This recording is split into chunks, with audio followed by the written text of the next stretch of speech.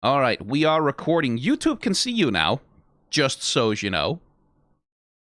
And someone's asking me about, like, the Crunchyroll Anime Awards.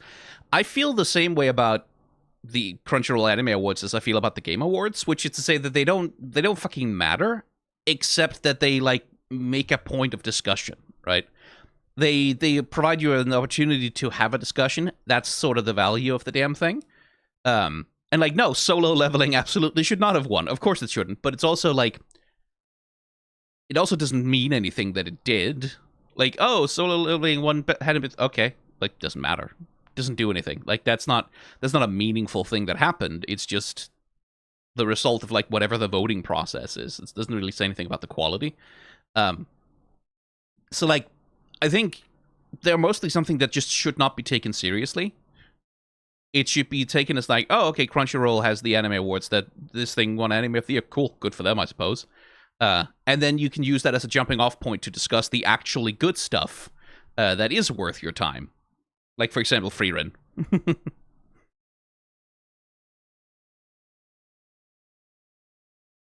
It's only meaningful if my favorite anime wins. Yeah.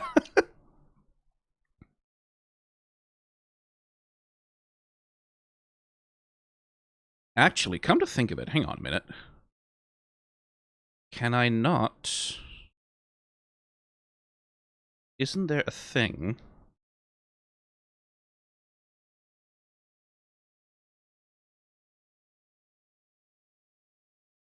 Well, leave that for later.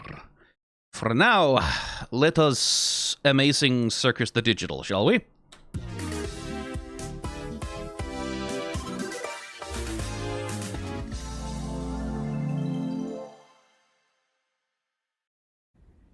So, you just wind your arm backwards in a big circle, release right at the bottom, and follow through.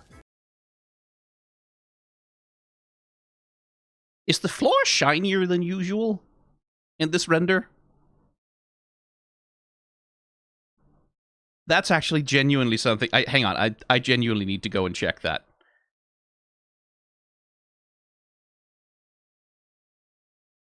Because, like, probably not, right? No, it's probably about... I don't know, maybe a little bit more.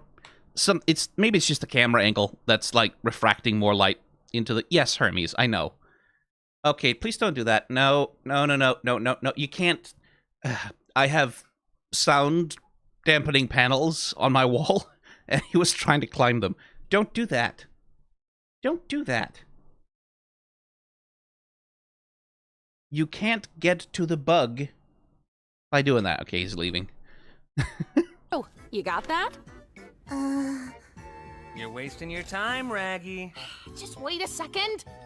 Like this? Yeah, you got it.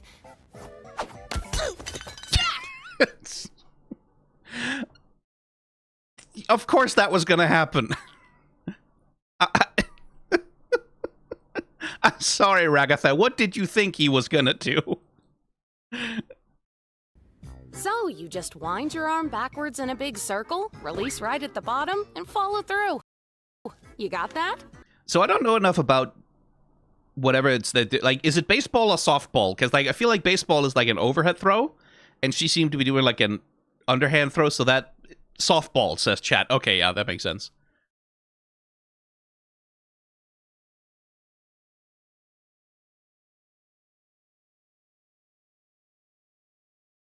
One thing about the Amazing Digital Circus is that, like, the animation fundamentals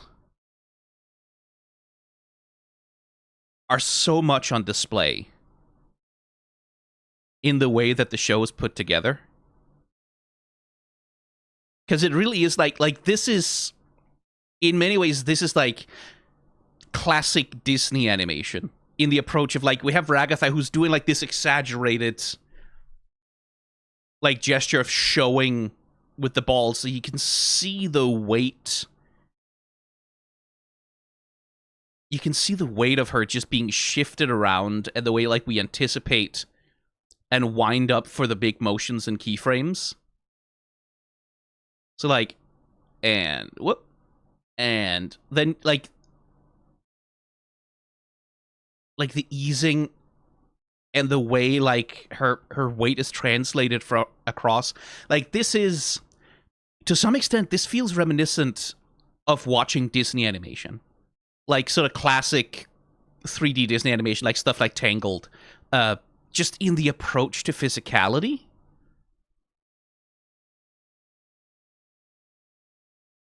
And the way that the weight of the character is communicated, the way that she negotiates the weight across her center of mass. Like the little classic, like with the big circles, and it's like in animation, right? You'll often hear talk about arcs, right? Which is to say that in naturalistic human motion or animal motion, almost everything moves in arcs, right? Like almost everything moves not in straight lines. It almost always moves in arcs, and it almost always moves in easing, right? Like you ease between two positions, because Ragatha goes from here to here, right? Like these are the extremes of her position. But the way that she exits and enters is like it's eased, right? Like it's not just that she starts moving mechanically and then maintains a consistent speed from one end to the other. There's this ramping up of speed as she enters into the circular motion, and then as she starts to settle, there's this easing into the settle, right? And different styles and different forms of animation will approach easing. It'll approach the snappiness. It'll approach the ways that people settle in different ways. Like you can even see this, like if you watch something like Spider-Verse. Spider-Verse has a somewhat different approach to how they portray that easing. As like there's different 3D animation styles that you can use. Like K-pop Demon Hunters has a slightly different approach to the easing, but the one that's on display in Amazing Digital Circus to me often really recalls like that specific softness and clarity of motion that you can see in Disney. And like talking about arcs, right? She's about to, right? You can see the arc of what she's doing with the baseball, but then there's the other arm which she's using to compensate for her weight and balance, right? And as she like pushes forward for the underhand throw, you see how that other arm follows the arc with this like circular motion. And again, it's partly naturalistic motion, not entirely naturalistic. Like people rarely move in motions that are quite as clean and quite as appealing as that which you see in like Disney style 3D animation. People generally move a little bit more jankily and a little bit more jerkily. Like there's something about the posing and the elegance of motion, right? Like that's one of the things that like Disney was like innovated and was so very good at, is like that nebulous concept of animation appeal, right? Where it's not just about portraying, like, because animation appeal, one of the things about animation appeal is sometimes you want animation to be very unrealistic in order to be appealing, right? And that's sort of the thing that you can sort of see on display here, is that Ragatha's posturing and posing and movement is performative, right? Like this, it's a motion of performance to the camera, because the way that she's supposed to move is to move in a way that the camera can read and that the audience can read and find appealing in the character. Whereas again, if you're looking at naturalistic motion, if you're watching like a realistic drama movie, whatever, with very sort of grounded performances, people don't move like this. Like they don't move in these staged, like performative ways. It's very pantomime in many ways. And you can sort of like even here, like this like she's demonstrated the toss, and then the way she pushes forward to hand the ball over to Gangle, right? That little front step forward, chest forward, push forward. And also just the posturing and posing is one thing we should mention about this scene. Ragatha's facing the audience. Like, Ragatha's talking to Gangle, but they're not facing each other. They are both facing a little bit outwards towards the camera, right?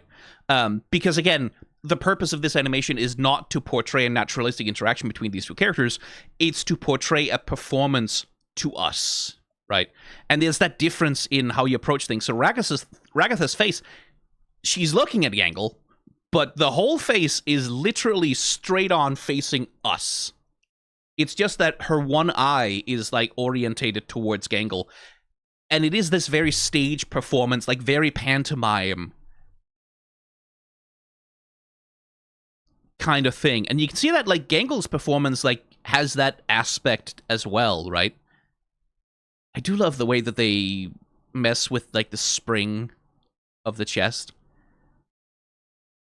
And it is those things that, like part of the reason why I noted this is because I saw this scene play out. So you just wind your arm backwards in a big circle, release right at the bottom, and follow through. You got that? Part of the reason why I noticed all of this is because I didn't notice it. Because I saw the scene play out, and I didn't notice it at first. Right? And I just stopped to take a look at, like, the big swings of... Like, I only really stopped because I was like, is the floor shinier than usual? Like, neurodivergence activated, right? And then I was like, oh, okay, like, some really nice...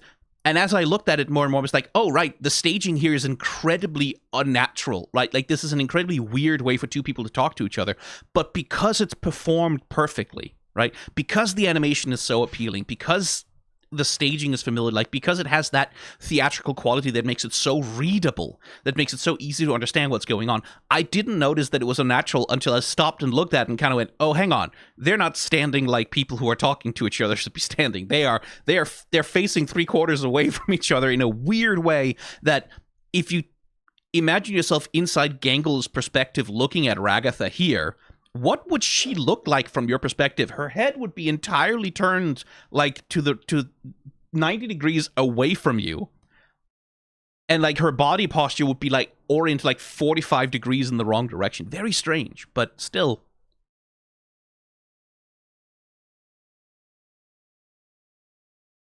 Very nice staging.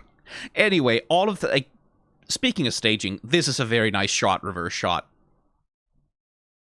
Like, that classic, right? Like, to frame it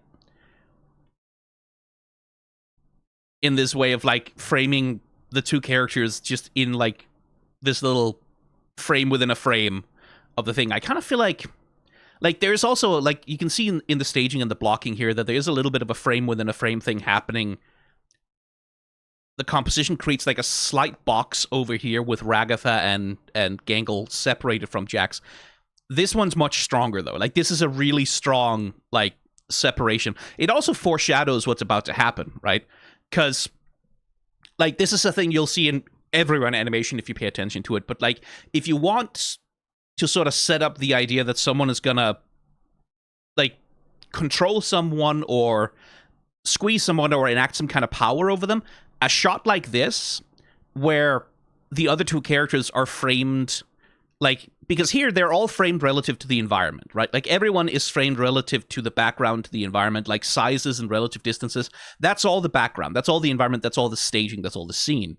Here, the framing and composition is all Jax, like, literally boxing in Ragatha and Gangle, right? Like, so you get that sense of, like, oh, okay, this is someone who is in control or in power or has some kind of... So, like, it's kind of foreshadowing that this inevitably happens. And it's the kind of thing, like, Arcane does this all the time. Like, Arcane loves to use these kinds of shots where one character's body is, like, constraining the others.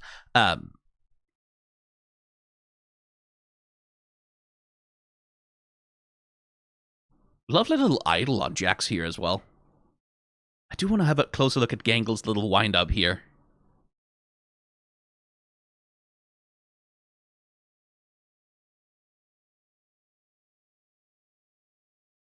Man, it must be so much. I haven't taken a look at any of the behind-the-scenes material yet. I do want to have a look at if they have any behind-the-scenes material of how the fuck Gangle's animation rig works. I'd love to see it. Like, how do they bone that? That's a weird way to phrase it. Like, how do they attach the animation bones to, like, the volumes and structures of Gangle's weird form? Because, like, the legs and the arms are sort of like, yeah, they're ribbons, they're sort of like, but we have to construct this spring in the chest in a way that it can be, like, animated to act as both torso and hips.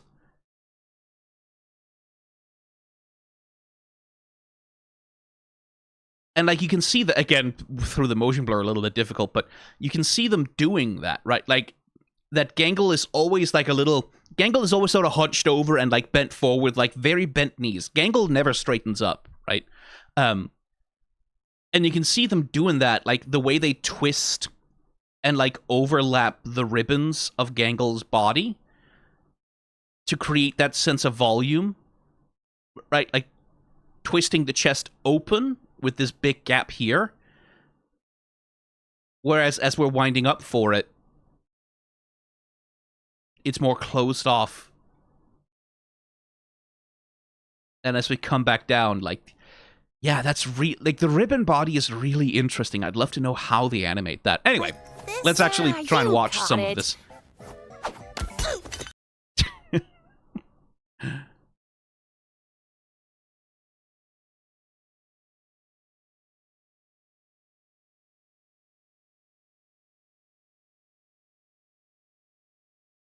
Jax's staging also, like, they are paying attention because Jax does not move like a modern Disney cartoon, right? Jax has a very different aesthetic of motion, which is to say, he's like drawing a lot more from Rubber Hose. Like, well, still, you could argue Disney style, but much more of that early, what's it called? The other studio, the studio that specifically inspired the animation style of Cuphead. Not Tex Avery. Tex Avery was Looney Tunes. Fleischer. Yeah, probably Fleischer. Damn. But again, the staging of Jax's animation here has that same extreme theatricality, the way that he's posed in such a way that his body reads very well when it's fly swatted, right? Like when it's really flat against a 2D plane. Especially his legs, like literally, look at the way he rotates around the axis of that leg right there, going into the baseball swing. Like that's just not a way that anyone moves at all. But it's well suited to like his Rubber Hose thing. Jax! I actually didn't mean to do that. Are you all right, Gangle? Oh. Why do you always gotta do this? What? I just said it was an accident. Unbelievable! You are Hey, unbelievable! Gangle, I think I found something you might like. Oh, right, of course. What was I thinking? I don't know if it'll...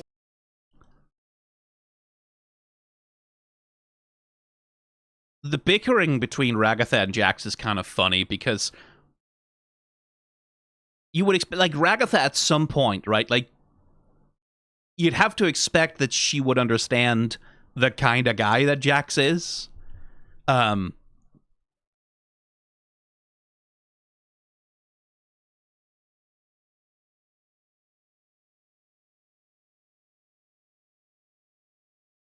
So there's this odd thing of like she tees him up to do this, right?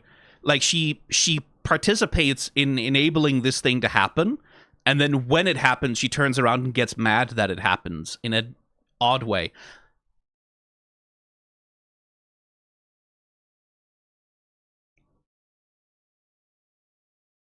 Wait, hang on.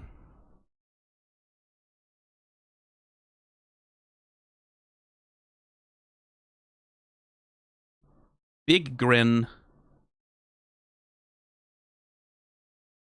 Huh.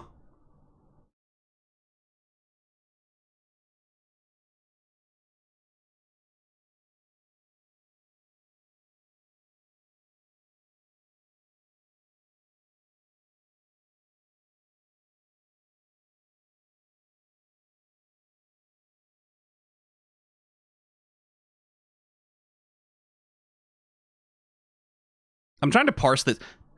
It kind of looks like that actually was an accident, at least going by Jax's animated performance. It kind of looks like he notices that he hit Gangle, and then he kind of goes, oh, like as though he didn't mean to do that. Oh, that's interesting.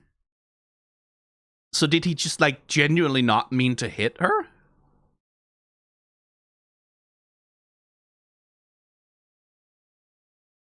That seems out of character for him, like, to not mean to harm someone for his own amusement, but...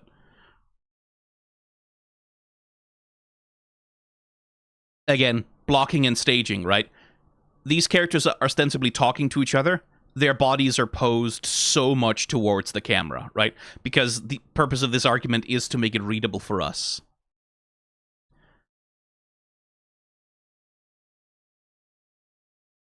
And again, like the staging of like making this readable for us. Look at the posture these two have relative to each other. Like Ragatha, arms on the hips, leaning forwards, like demanding, upset, like scolding, and Jax leaning backwards, away, right? Like not engaging, not willing to accept, like maintaining that position of like relative disengagement from her that sort of switches.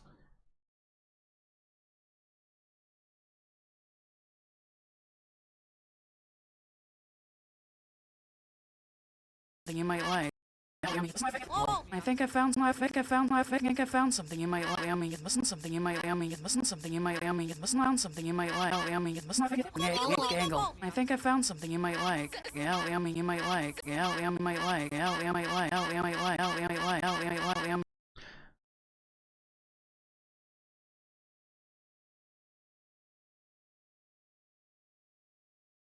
Ragatha's like little outburst here. What a lovely bit of animation as well. Like, squeeze down, and then boof. Up and out, like, very, very, very... And this is one of those things, like, because this is happening in, like, the deep background of another shot, you can, like, it feels like the animators are kind of taking advantage of that, of being able to over-animate even more. Because, like, she's both being very emotional, but also very expressive, and then it's happening in the deep background, so we can, like, really...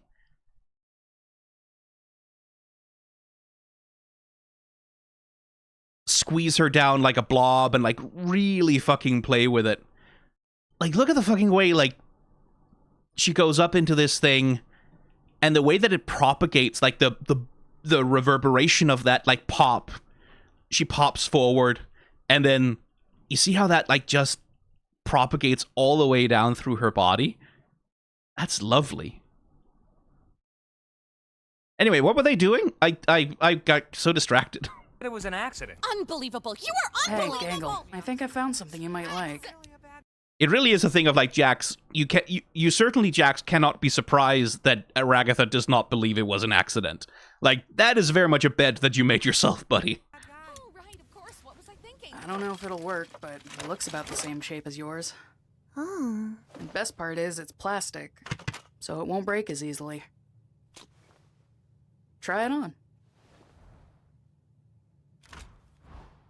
How's it feel? It feels normal. Like in a good way. That's good, right? Yeah. Thank you, Zooble. Hermes. He was outside crying to get in, and now that he's in, he was inside crying to get out. What the heck is this? You're just giving away parts now? So what if I am? I'm not giving any to you. Darn. Guess you're never getting that unicorn horn, Pomni. When did I ever say anything about that? I think you'd look good with one. Well, it's possible. Did somebody say adventure? No. Today's Okay. Interesting way for Caine to enter a scene.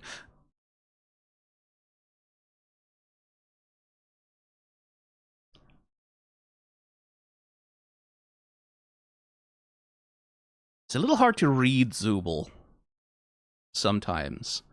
Because of, like, they don't have, like, a traditional emoting. I don't know if it'll work, but it looks Body. about the same shape as yours.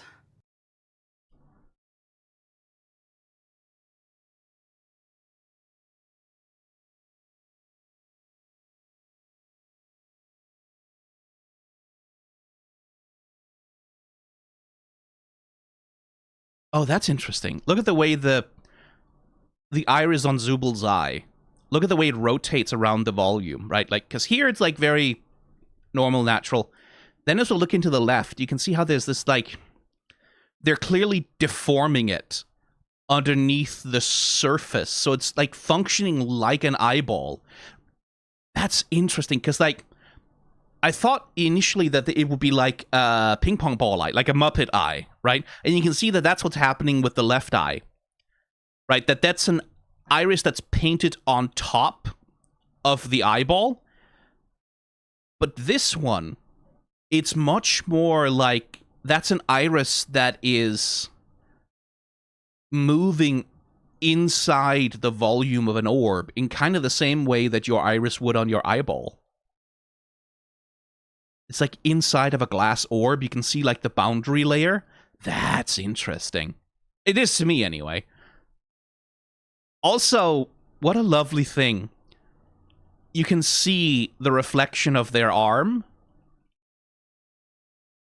pulling out the part in the actual eyeball. That's quite nice. It's about the same shape as yours. Oh. The best part is it's plastic, so it won't break as easily.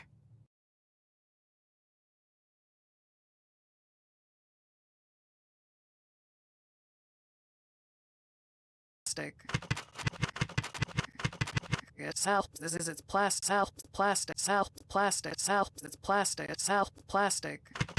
It's help. The part is it's plastic. It's help. Plastic. I'm not actually trying to YouTube poop. It's help. This is it's plastic. I've just found like when I'm instead of moving it frame by frame, sometimes it's nicer to move it smoothly.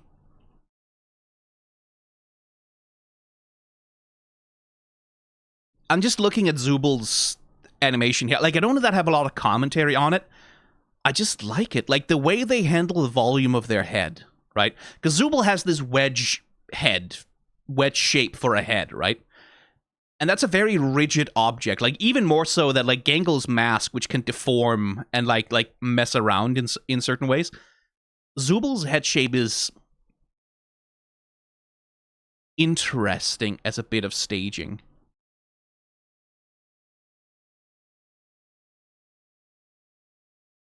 Because, like, again, Zooble does not have anything that can approximate a lower jaw, or a mouth, even. Zooble does not have... Like, Zooble has... What does Zooble have to emote with? Like, eyebrows... There's a lot that goes on with, like, the eyelids squeezing open and shut, or, like, jittering in time with what they're saying. So, like, there's these little... Like that, right? Like that little mini rotation of, like, we rotate so that the bottom part pokes forward a little bit, sort of imitating a gesture of the jaw. And that little throwing the head back, right? So it won't break as easily. Right, so it won't break as easily where we sort of throw the head back. So it won't break as easily. And Zooble is, like, also another one of those characters. We talked about, like, the unnatural staging where everything's staged towards the camera, right? Zooble needs to do that in a way that, like, Ragatha and Jackson and a lot of the other characters, they don't necessarily need to be that so much in order to make their expression and their like dialogue readable. Zooble needs to be posed towards the camera, because imagine if we were seeing that wedge shape straight on from the side during a conversation like that. Like, how I wouldn't even know how to. And, like, well, like, it's possible, like, you can over-emote with the body and shit, but it really, like, there is a subtlety to Zooble's, like, dialogue performance, where the animators are really getting mileage out of the eyebrows and the eyes and, like, little micro-movements of the head. But Zooble needs to be posed towards the camera in a way that's, like, that's the interesting thing about, like, the way that a lot of it is staged in... Like, this is true of all 3D animation. 3D animation always stages towards the camera. That's normal. That's not a, like, a unique thing for the Amazing Digital Circus. You always stage to the camera, right? Like, because that's... The camera is the observer. It's the thing that's looking. But there are differences in, like, the ways that you can and the ways that you might stage something in 2D versus 3D. And especially in stylization, you know, anime faces... Here's a segue. You know anime faces, and you see them from the side, and they sort of, like, during dialogue scenes, it's like they paint the mouth on the side of the face, right? Like, rather than a mouth that, like, opens naturalistically, they paint the mouth on the side of the face and sort of animate the lip flaps without breaking the outline of the character. That's a sort of staging thing where we rotate the mouth towards the camera to make it more readable to the audience and also easier to animate. Kind of, like, 2D stylization has certain needs in the way that it's staged. Yeah, front-facing Phineas is another good example, Purple Ivy. Like, Phineas and Ferb has the same thing, right? Where a show like Phineas and Ferb, the characters absolutely fucking cannot face the camera straight on most of the time, right? Like they're... Ferb looks deranged, unhinged from the front. So does Phineas. Like, they just look wrong in ways that the other kids in that show really don't, because they are based so much on those, like, the P and the F shape that's sort of like, oh, they look like the logo kind of thing.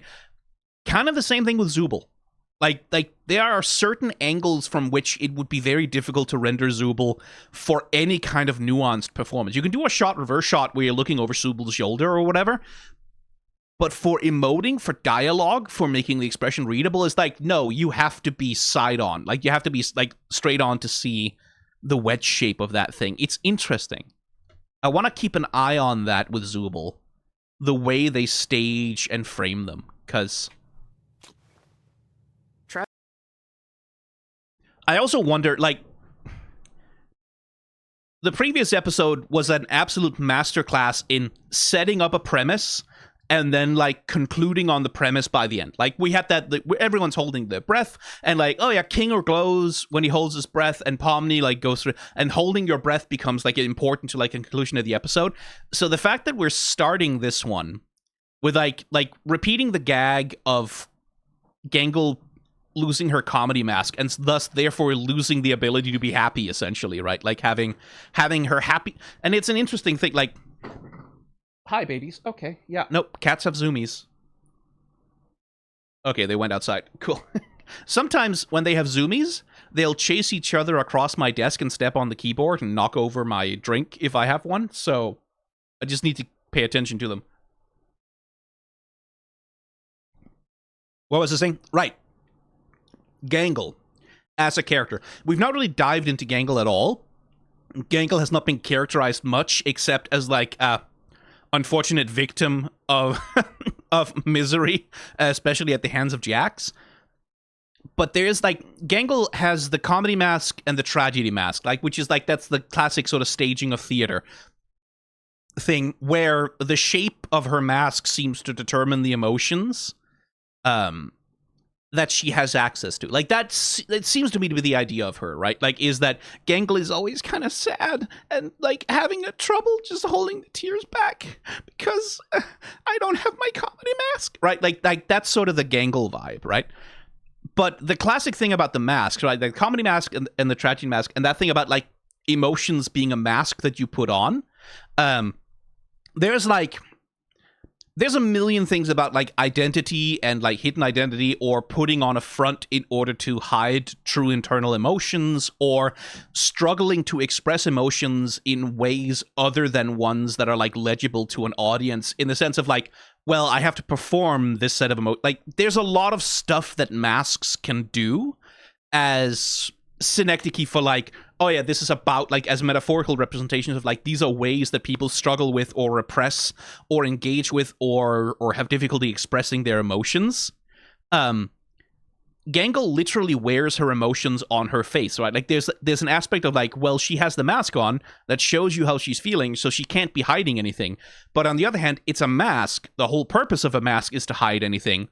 So what's going on there? The reason why I'm curious about that is because that's a very different mask for Gangle, right? Not only is it, like, a smiling mask, like, not just a comedy mask, but a very smiling mask. It's also, like, it has heterochromia. It has little sort of silly symbols on the cheek going on. And it's made of plastic, so it won't break as easily. So, like, this is a more sturdy mask. This is a more resilient presentation. I'm curious about, like, are we gonna get, like, a Gangle-centric episode? Are we actually gonna dive into what the fuck is up with this poor little ribbon creature? Try it on.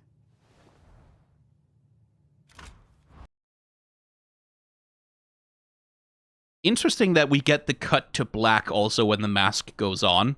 I guess, like, you could argue, oh, that's just because they don't want to have to render what it actually looks like when the mask changes. Like, this is the kind of trick that you would use in a show where it's like, oh, we don't really have an animation trick. We need to just model swap in order to change from one to the other. So we'll just cut to black. But there is an element of, like, we cut to black and then we're inside Gangle's perspective and Gangle sees herself for the first time and is, like, engaging with her new appearance.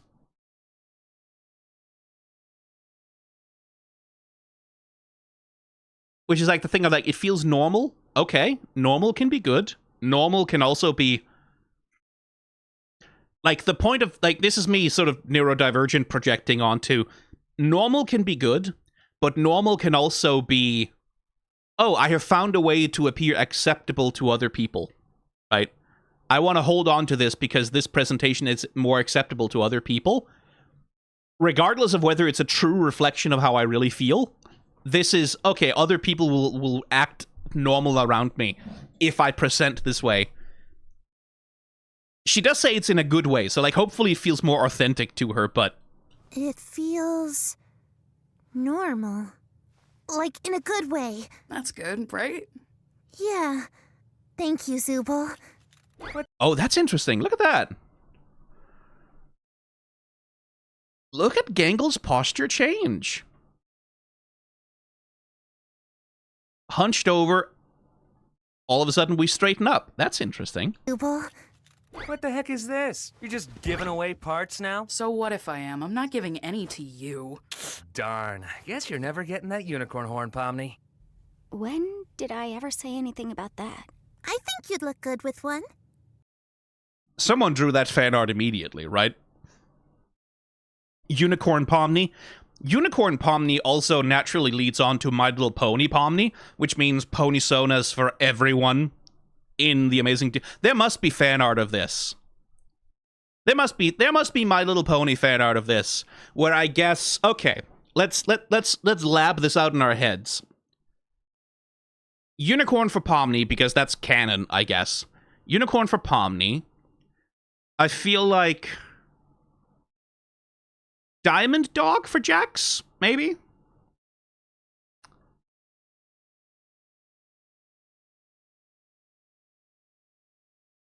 Or... Yeah, Dragon for Zooble. Dragon, maybe? Maybe Dragon.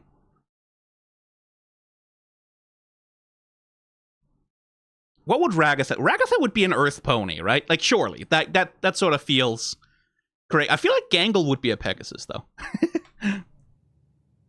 Well, it's possible. Did somebody say adventure? Anyway, what an interesting way for Caine to enter a scene. Caine entering a scene slowly almost feels unnatural. Like, rather than, whoa, I'm here, I'm making extreme motions, I'm moving fast, I'm popping in a scene. Having him just, like, slowly slide into a scene like this is kind of a little bit uncanny for him. Possible. Did somebody say adventure? No. Today, We do love a non sequitur, don't we? today's adventure is The Curse of the Violent Psychopath Butcher. That's right, scary human meat is all over the walls, and boy, is it smelly. It's up to you Wait, can we, like, chill with the horror, please? I really don't want this to be like last time. What happened last time? Was that the one made for me? There was this awful, horrifying angel head thing, and when we tried to fight back at all, we got sent to hell where evil souls tried to infest our bodies. It was bad.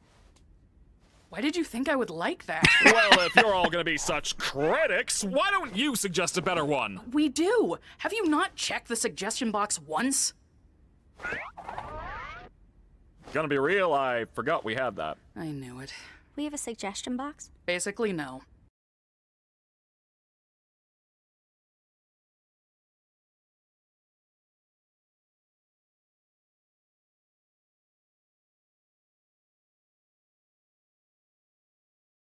Man, I just love Caine's animation.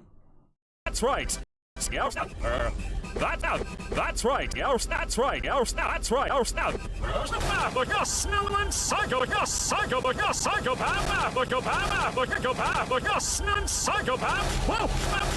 Map. Butcher. Snow. Butcher. Snow. Butcher. Snow. Whoa. What's no butcher? That's right. That's right. That's right. That's right. That's right. That's right. Scary human. Meat is it meat and meat and meat is it meat is it meat is it and meat and meat is all over the wall, walls and and boy is it smelly. Limbs is the over the walls and There you go, lols. I got it out of him. boy is it smelly. It's up to you to. But anyway, I just enjoy Caine's animation a lot because it's so anarchic.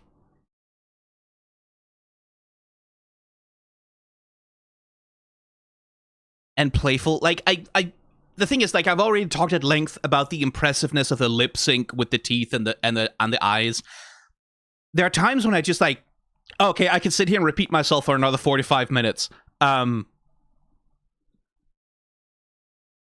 like, the fact that they're able to fucking lip sync with the teeth over the eyes like this, that you can not quite lip read him, but like, and boy, you can sometimes, like, because you get that bilabial plosive, b, and then oi, e, like with the opening of the thing, like, that you can read the phonemes at all remains genuinely just so fucking impressive to me, right? Smelly. Right? Like, you can see the smell. Like, you can see how much of the phoneme construction of, like, lip sync they actually managed to construct. And then the little things like his insanely distorted hands, literally like turning into ribbons following the motion, to give him that theatrical, like, kind of vibe. Like, it's just good animation, man. Wait, can we, like, chill with the horror, please? I really don't want this to be like last time.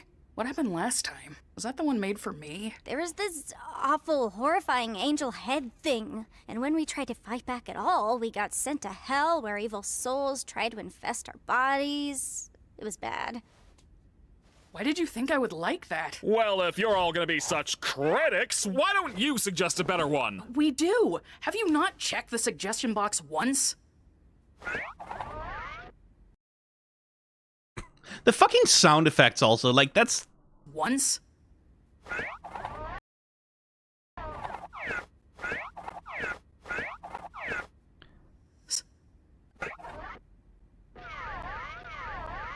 Right?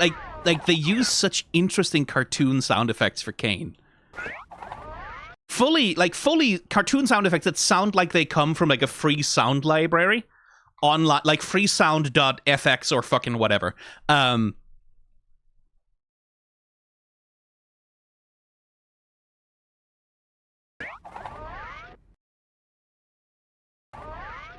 Which is an interesting thing about Caine. Because, like, presumably they don't fucking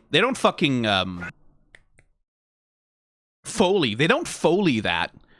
But there's some very good sound design happening with, like, the emphasis on Caine. Because, like, relative to... And meat is all over the walls, and boy, is it smelly! Right, like, even when he's just moving, you get these snap, like, these cloth physics sounds of, like... Right? It's up to you to... Wait, can we, like, chill with the horror, please? I really don't want this to be like last time. What happened last time? Was that the one made for me? There was this awful, horrifying angel head thing, and... Because, like, there's an... yeah, I should probably examine that a little bit closer, because there's something about the way that sound effects are employed to... Like, if you've ever watched the Alan Becker animations, right? Like, the little stick figure Minecraft ones, right? Every single motion that anyone makes in any of those cartoons ever is emphasized with a... Like those sounds emphasize every single motion that any character makes for any reason. It's always... It's this auditory punctuation of every bit of acting, the little whoosh sounds that like punctuates every action that a character makes. And sometimes like variations and alterations in the way that those whoosh sounds are communicated stand in a little bit for like a character's voice, almost like it sort of almost communicates tone at times. The way that it's put together. Thing. And when we tried to fight back at all, we got right here. There's like I should really pay attention because like Pomni has them. They're kind of subtle. They're deep in the low end, but tried to fight back at all. You can kind of hear it Back at all. here, right? Fight back at all. There's a little bit of a cloth rustling sound as she does Fight back at all. that. We got sent to hell where evil souls tried to infest our bodies. And little itty bits of Foley of like her hand sort of moving up her arm and touching herself. Don't clip that out of context. It was bad. Why did you think? And I'm curious about that, like this. Huh. Bad. Why did? Because like there seems to be a little bit of that with Zooble as well. Bad. Why did you? Yeah, like a little bit of like where, what that, and that's interesting. A little bit of that same cloth physics sound where when Zooble moves, which is interesting because Zooble wouldn't have cloth sounds, right? Did you think I would like that? Well, If Zooble is all made of plastic. if you're all gonna be such critics, why don't you suggest a better one? We do. Have you not checked the suggestion box once? Huh. That's okay. Foley and sound design, I guess, is something to pay attention to. Because I'm a little bit, because like with Jax, does each character have like their own set of sound effects for their motion, or is it all shared from like a generic sound library? That might be something interesting to do in a show like this, to give each character their own set of like movement sounds in that way. I don't know if it would be worth the effort, but interesting. Gonna be real, I forgot we had. Gonna be real, Ali, be real, Ali, be real, Ali, be real, I forgot we, Ali, gonna be real, Ali, gonna be real, Ali, be real. I am so tickled by the tongue. Again, don't clip that out of context.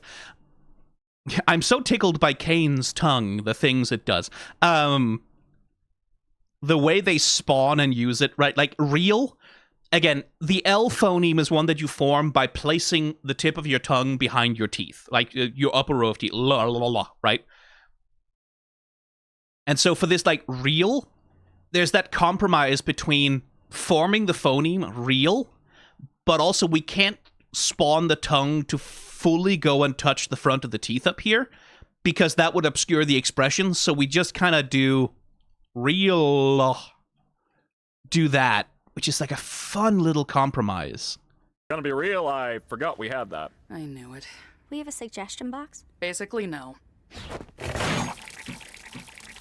Why does the suggestion box Bubble, have plug that up. plumbing?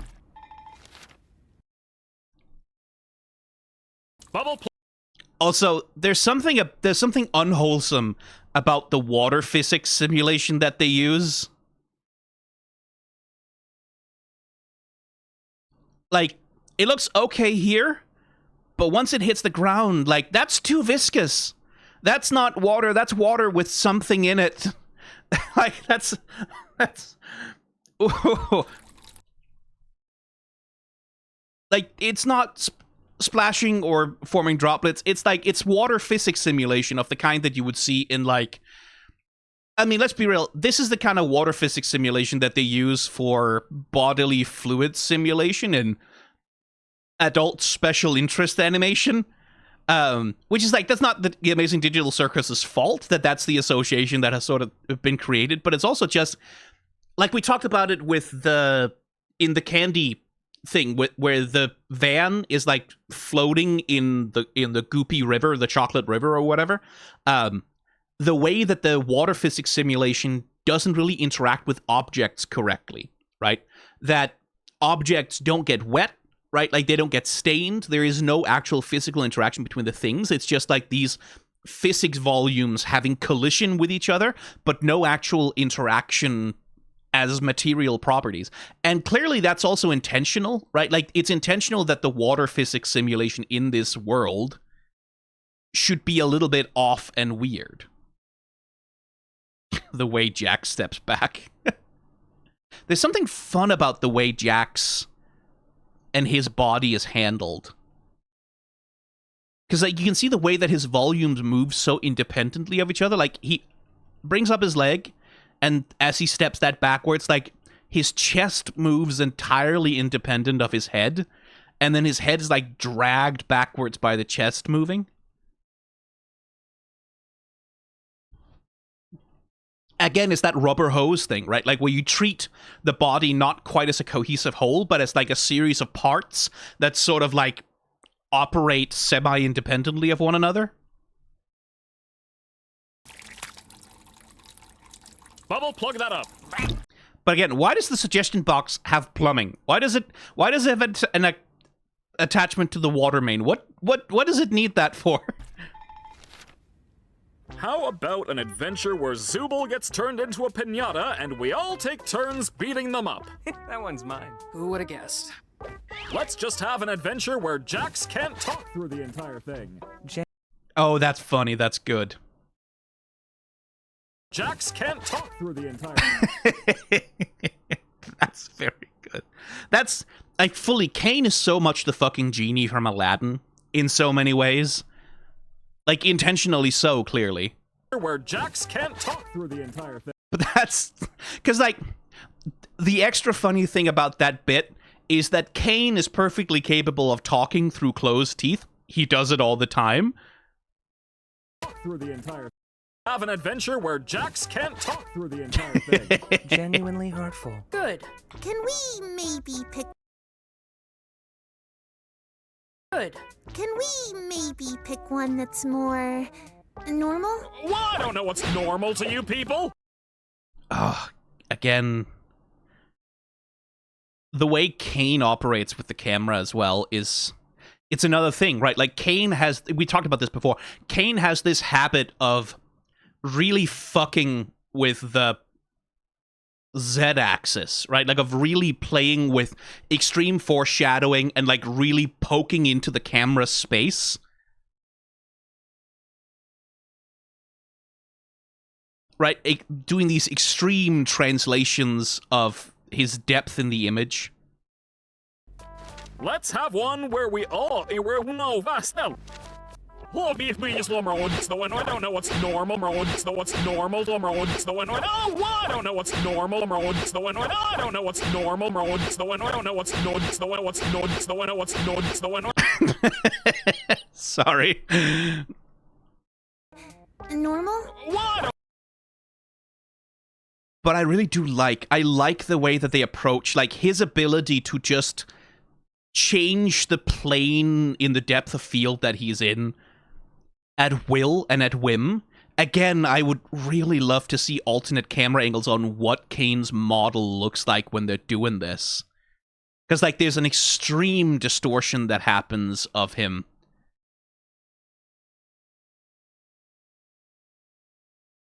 Where he leads with his face, right? Like, he does this wiggle, and then you see the way he leads with his head.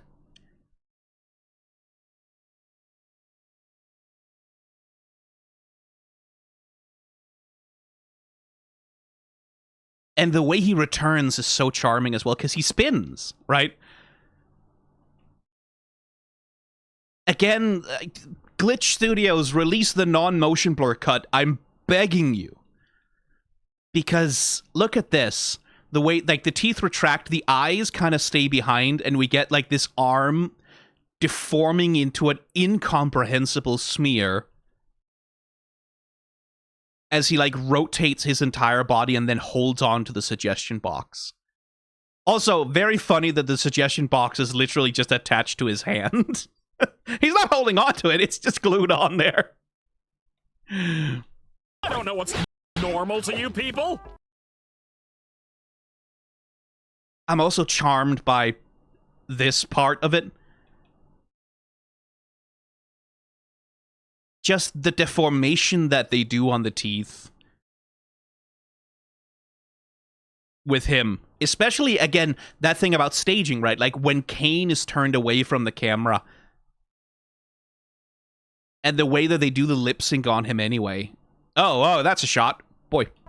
Let's have one where we all work at a fast food place. Like, those little things especially. When he's doing his expressions and, like, they really just transform the teeth into, like, Ursat's lips. And, like, poke them outwards. Like, this little puffed lip gesture, right? Like, the same way that, like, you can emote by pointing forward with your lips excessively, especially in animation, that they just do that like that. Fast food place. Is that normal? Who wrote that? Yeah, that's pretty normal. Great! Scared! Great! Great! Great! Normal. Great! Skate! Skate!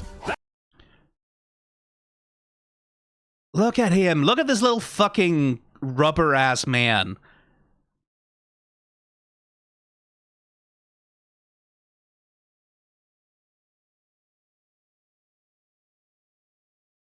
Again, like, that thing we talked about, like, translating into and out of the camera.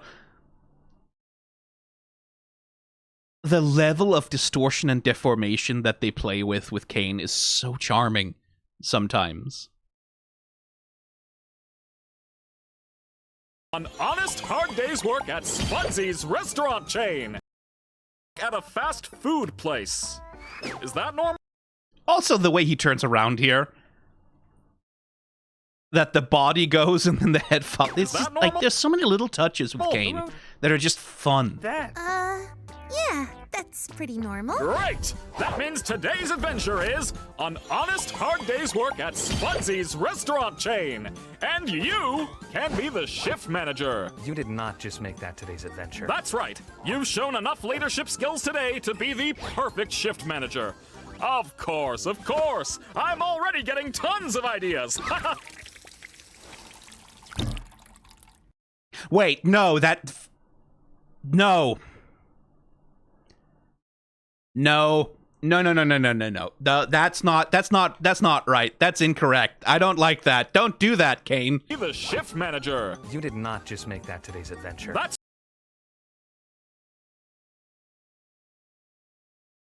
I very much enjoy the very slow rotation of Jax's head here. That's very good. Like, that very, very slow, very slight, like, head turn.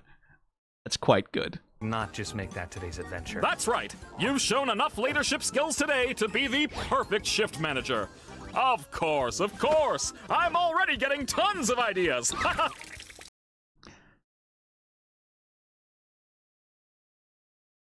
I don't care for the physics of that at all. Why is that? Why is that? That's not consistent, by the way. He was using his tongue all over the place before when... Don't clip that.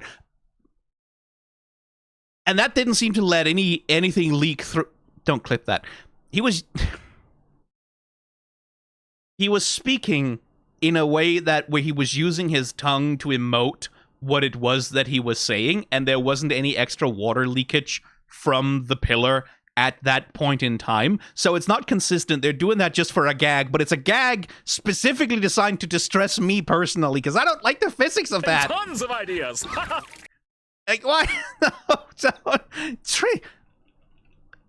oh, you can't now you're thinking with portals like that. That's wrong. That was weird. Well, Yeah, no shit, it was weird. Fuck you. see you guys when it's over. Again? I'm not gonna be a wage slave for fun. Oh, I know. I could sit this one out, and Zooble could take my place. What? That's not how that works. Great idea, Kinger. It'll be nice to have you back on board, Zooble. What? Are you kidding me? I'm not just gonna be forced into this We're setting up for a Gilligan cut. This is a Gilligan cut. stupid adventure. You can shut up now. I think Ah, not quite a Gilligan cut. It felt so much like it was about to set up for... I'm not going to be forced into the stupid and then Gilligan cut to them being in the adventure. You back on board, Zooble. What? Are you kidding me?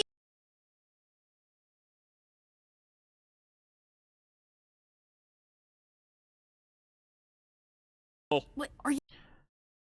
Again, lots of emoting with Zooble that happens in the I'm pop. not just gonna be forced into this stupid adventure. You can shut up now. I think I might be able to give it a swing.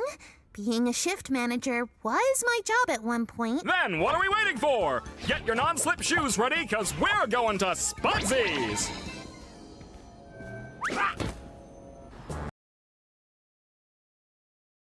Oh, the water.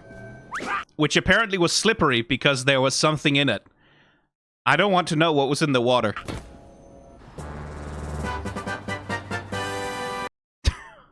Very, very McDonald's at home. Very good. I like the building design and everything. Very McDonald's at home. Very sort of suburban American desolation. Well,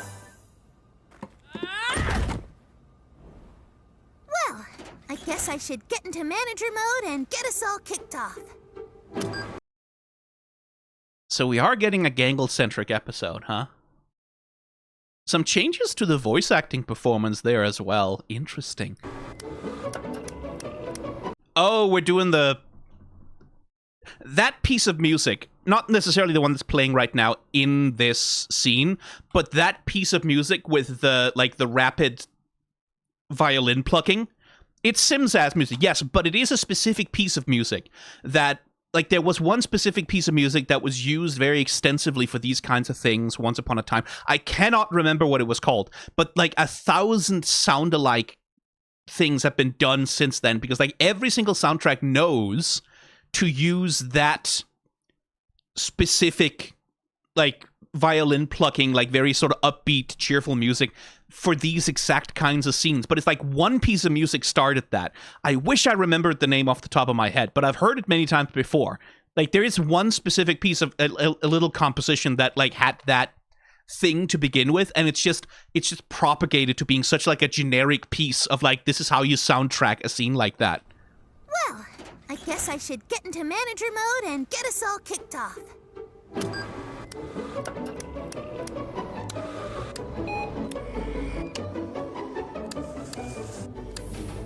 And with that out of the way, let's get to work, guys. Oh no! It looks like I've taken Ragatha and dropped her in the deep fryer. Jesus fucking Christ, Jack! No. We can't have anything like that going on around here. What are you gonna do about it, though? I'm calling upper management.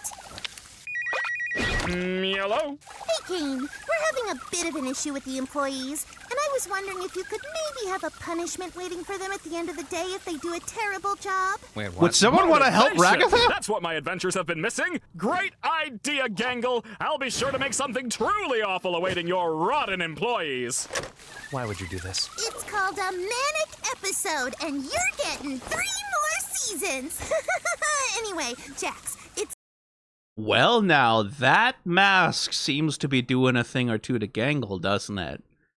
Is it the mask? Is it... That's a very different behavior from Gangle. Jax doesn't seem to know how the fuck to deal with it. Interesting. Also, would someone want to get Ragatha out of the deep fryer? And with that out of the way, let's get to work, guys. Oh no! It looks like I've taken Ragatha. Another thing about, like, physics and stuff with Jax is that he basically disables physics on Ragatha a little bit. Like, not with her hair, but the moment he touches her, she goes stiff, right? And then she gets lifted like she's made out of plastic kind of thing. Like, where the gag kind of takes over what the physics are of the moment. Ragatha? And, like, again, I don't know if that's, like, necessarily a canonically thing of, like, these are powers that Jax has to affect reality. But again, it's about that thing about staging, right? Ragatha? That when Ragatha becomes part of Jax's gag, she kind of inherits his physics. And dropped her in the deep fryer. Oh, no. We can't have anything like that going on around here.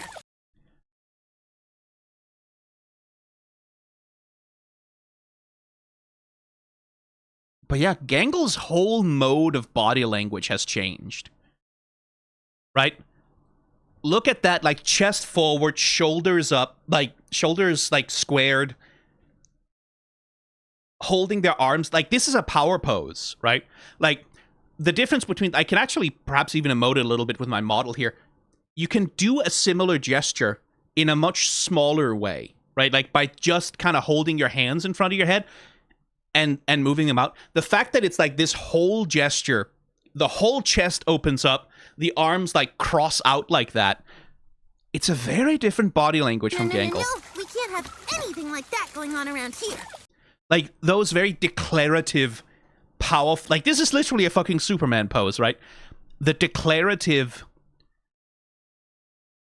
strong... Can't have anything like that going on here.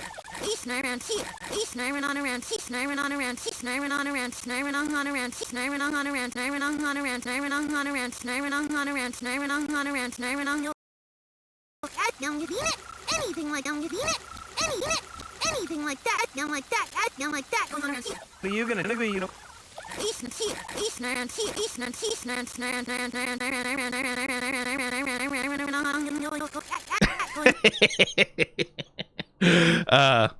around here. What are you gonna do about it, though? I'm calling upper management.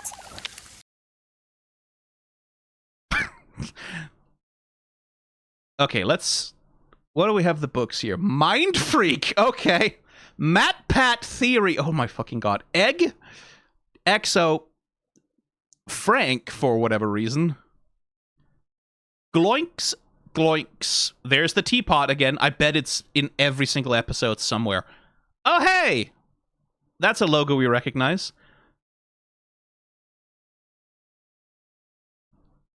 Zooble, look at this cool bee I drew.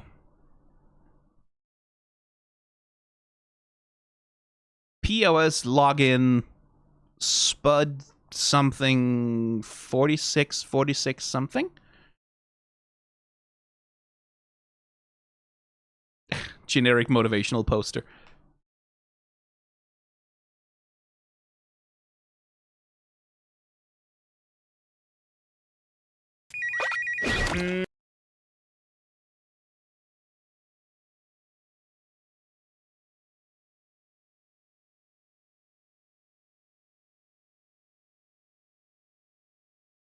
Look at the fucking way they rotate the eyeballs.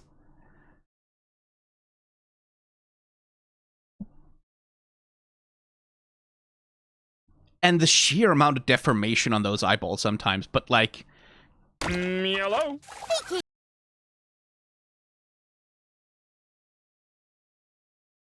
Hey, Caine, we're having a bit of an issue with the employees, and I was wondering if you could maybe have a punishment waiting for them at the end of the day if they do a terrible job. Wait, what? Motivation!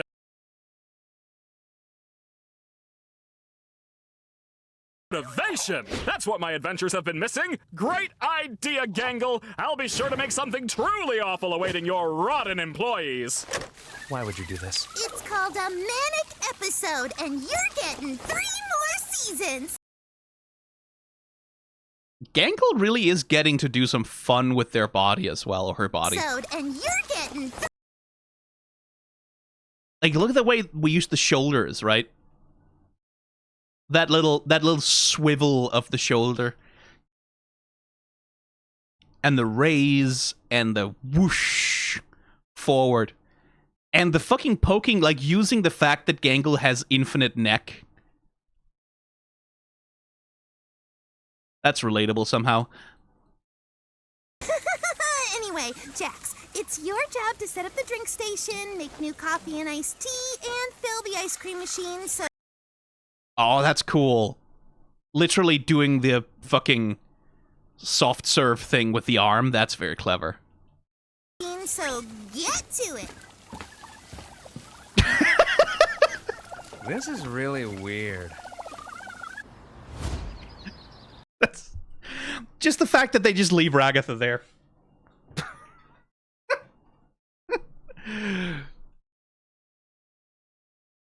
Vroom vroom tires. Oh, hi Artemis. Hi baby y'all. Hi sweetie. Could you not be on my keyboard right now? Yes, hello. Oh, are we purring? We're purring, but we're also trying to get away. You're not going to get away. I'm giving you cuddles right now. I'm giving you cuddles right now. Oh, you regret it now, don't you? Oh, you disturbed me. Oh, wiggle, wiggle, wiggle. Yeah, I'll let. I bought a little cat bed that I could attach to my desk. And it's been very effective. Like, whenever they disturb me, I just kind of pick them up and put them there, and they just go to sleep. Yeah, I know. Hello. Oh, are you a little hyper, maybe? Are you a little playful? Ow. Okay, yes, you're a little playful. Fair enough. Fair enough. Hi, my love. Hi, my... Oh, wow, she's in a cuddly mood. Oh, sweetie. Hi. Hi, baby girl. Okay, I think I've calmed her down a little bit. So, interestingly, that kind of looks like it's a European Union license plate a little bit. I don't know if any American states also have a circle like that. It looks like the circle of European stars for some reason.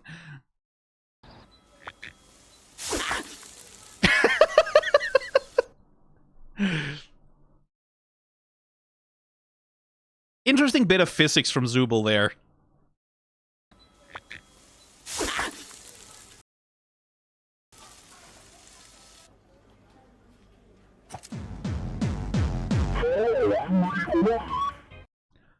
Oh, Apollo, no. No. No.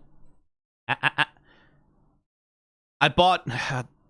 my computer is, like, on a little table next to my desk, and all the cables are poking out of the back, and Apollo likes chewing on cable ties, which you're not allowed to do. Big boy. Big boy. Get down. Down, down, down. Down, down, down. There we go. Good boy. I bought some cable sleeves to, like, put over the cable so that they'll fucking stay away from them, but anyway, sound design.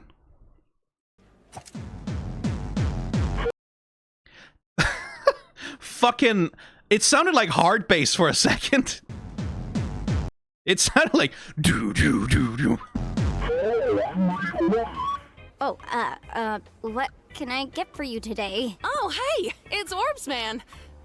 Oh, he's from a previous adventure? Before your time.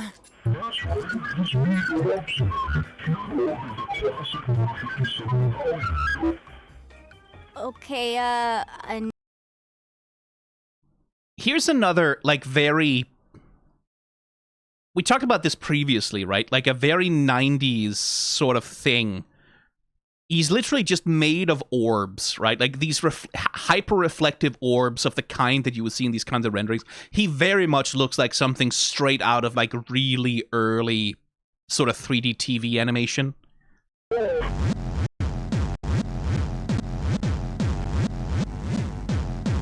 His footsteps backwards.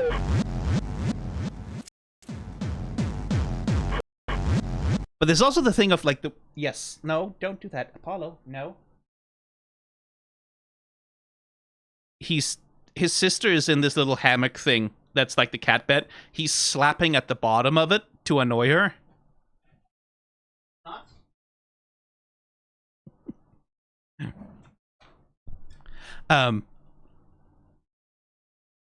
Just the fact that, like, he walks up to the desk and keeps walking for a second, and then it's like his AI kicks in, and he's like, right, I have reached the... oh, what? There's also something about the way that he's moving that, like... The transition that he goes through from, like, his speech animation, like, all the transitions, really, like, the way he transitions from walking instantly into talking, right? Like, there's no settling with him. He's like walking, reaches destination, instantly engages speech cycle, and then when he's done, there's this, like, robotic, like, instant settling into his idle. Oh, what can... And his idle animation is like this floating up and down, like, very, very... There's something mechanical about him, is what I'm saying. Like, there's something, like, very video game mechanical about him, where it's like, you have this library of animations that play back, and there's very little easing or transitional animation between them. It's like, here's my talk animation that's doing this. Here's my idle animation where I'm just kind of standing. Here's my walk animation, which is, like, very sort of, like, sudden and swift. Can I get for you today? Oh, hey, it's Orbs Man. Oh, he's from a previous adventure? Before your time.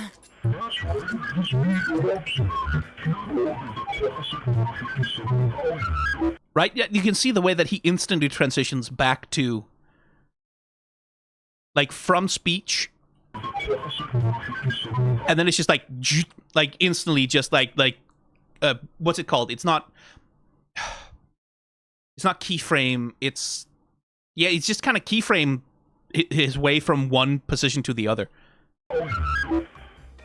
Okay, number 57. Oh, I hate this guy. Never say you hate the customer while the customer is still here. We wait until after hours for that. Gangle's having fun. Well, I don't know if fun is the right word, but I'm having fun watching Gangle.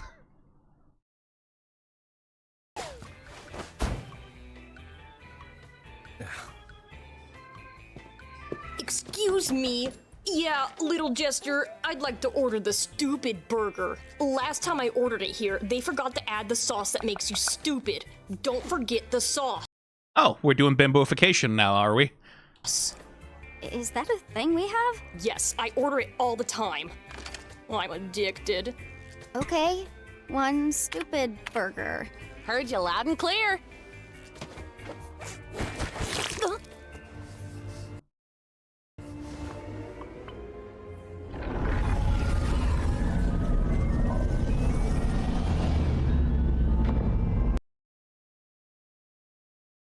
Okay.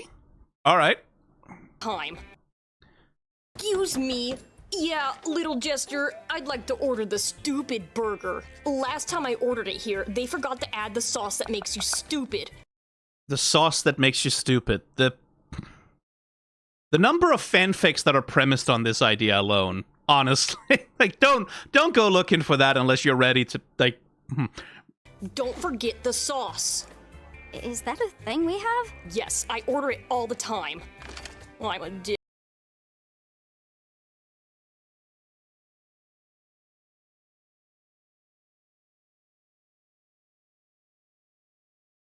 That little shaking animation is fun.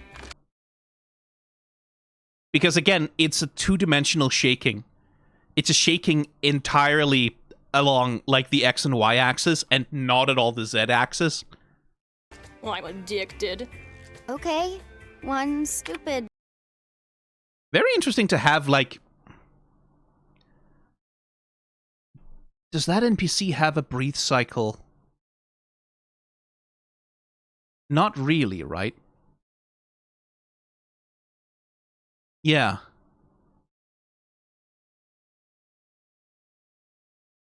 I'm just looking at, like, because from the back, this back shot here, shouldn't have worded it like that, you can see there's actual, like, inflation and deflation. It's just getting worse. You can see there's actual inflation and deflation on the Bimboification NPC. There we go. Fuck you.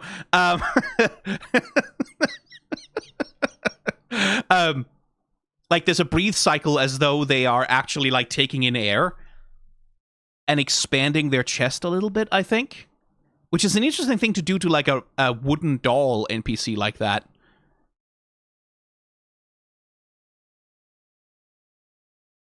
All the time. I'm addicted. Okay, one stupid burger. Heard you loud and clear. Interesting that Ragatha seems to be having a weirdly good time with this.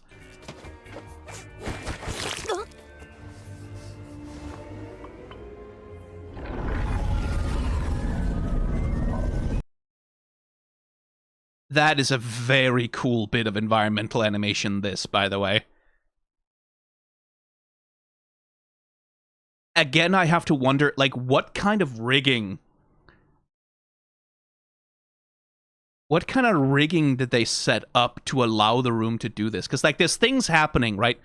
If you pay attention to the floor, right, you can see how the floor is kind of sliding independent of all the other objects in the room. right? The deformation is not affecting every part of the room equally.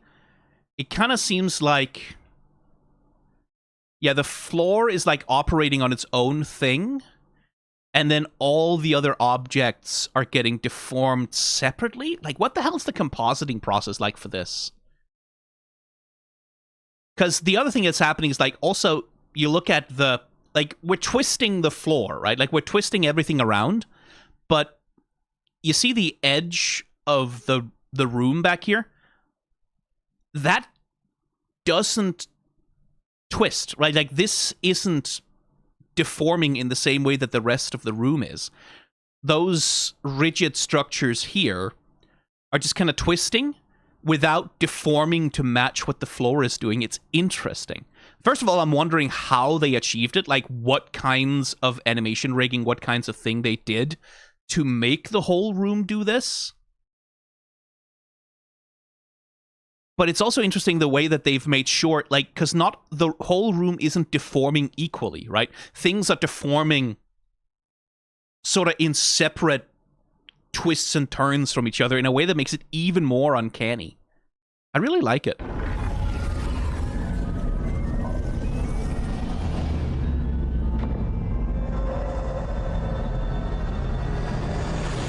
Oh, hey, Gangle!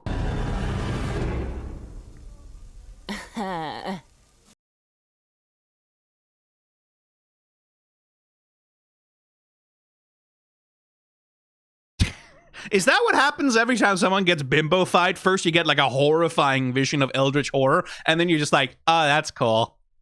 That's cool. What are we doing? So you're just, like, actually doing the job. Yeah, I don't want Caine to punish me. Caine's not gonna do anything malicious. It's not in his nature. You really want to find out? The only thing holding Caine back is the fact that he likes us.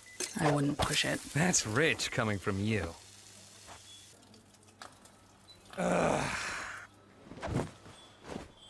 Why is that rich coming from Zooble? I guess because Zooble always is pushing back on Caine, but It is funny that Zooble has a spatula hand, but then also has to use a spatula in the spatula hand. So you're... Oh, I don't care. Very good. just, like, actually doing the job. Yeah?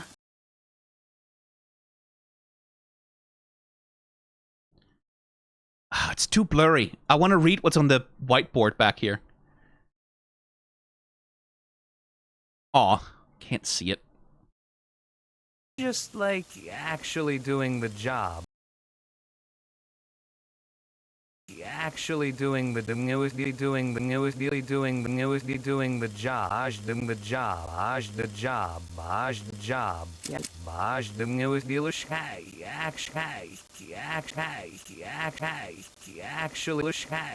Yeah. Actually doing the job. Caine's not snake. Caine's snake. Caine's snake. Caine's not gonna snake. Caine's not gonna on snake. So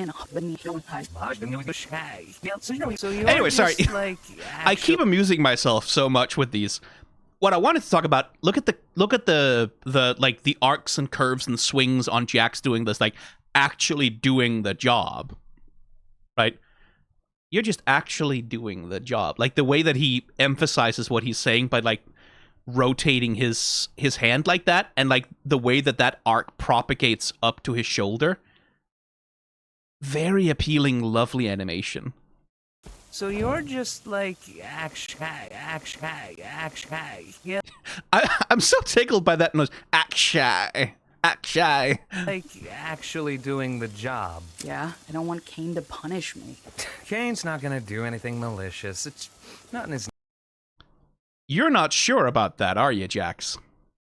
Caine's not gonna do anything malicious. It's not in his nature.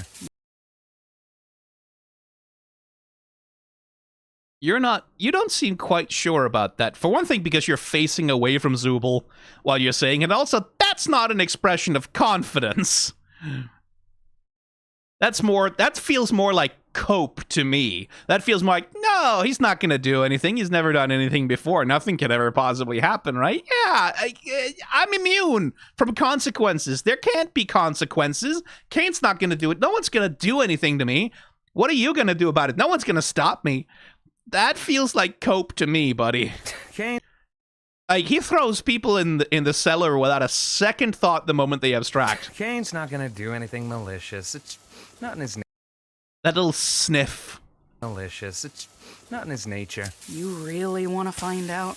The only thing holding Caine back is the fact that he likes us. I wouldn't push it. That's rich coming from you. I do like that the clock is not moving at all. I'm pretty sure it's actually in exactly the same position as it was.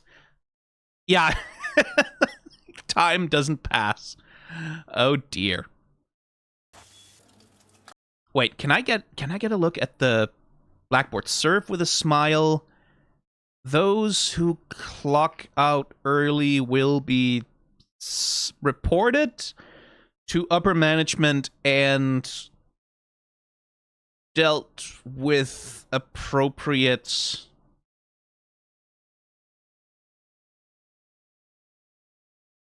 disciplinary action, I think. Yeah. And it's literally time machines because it's a clock. I get it.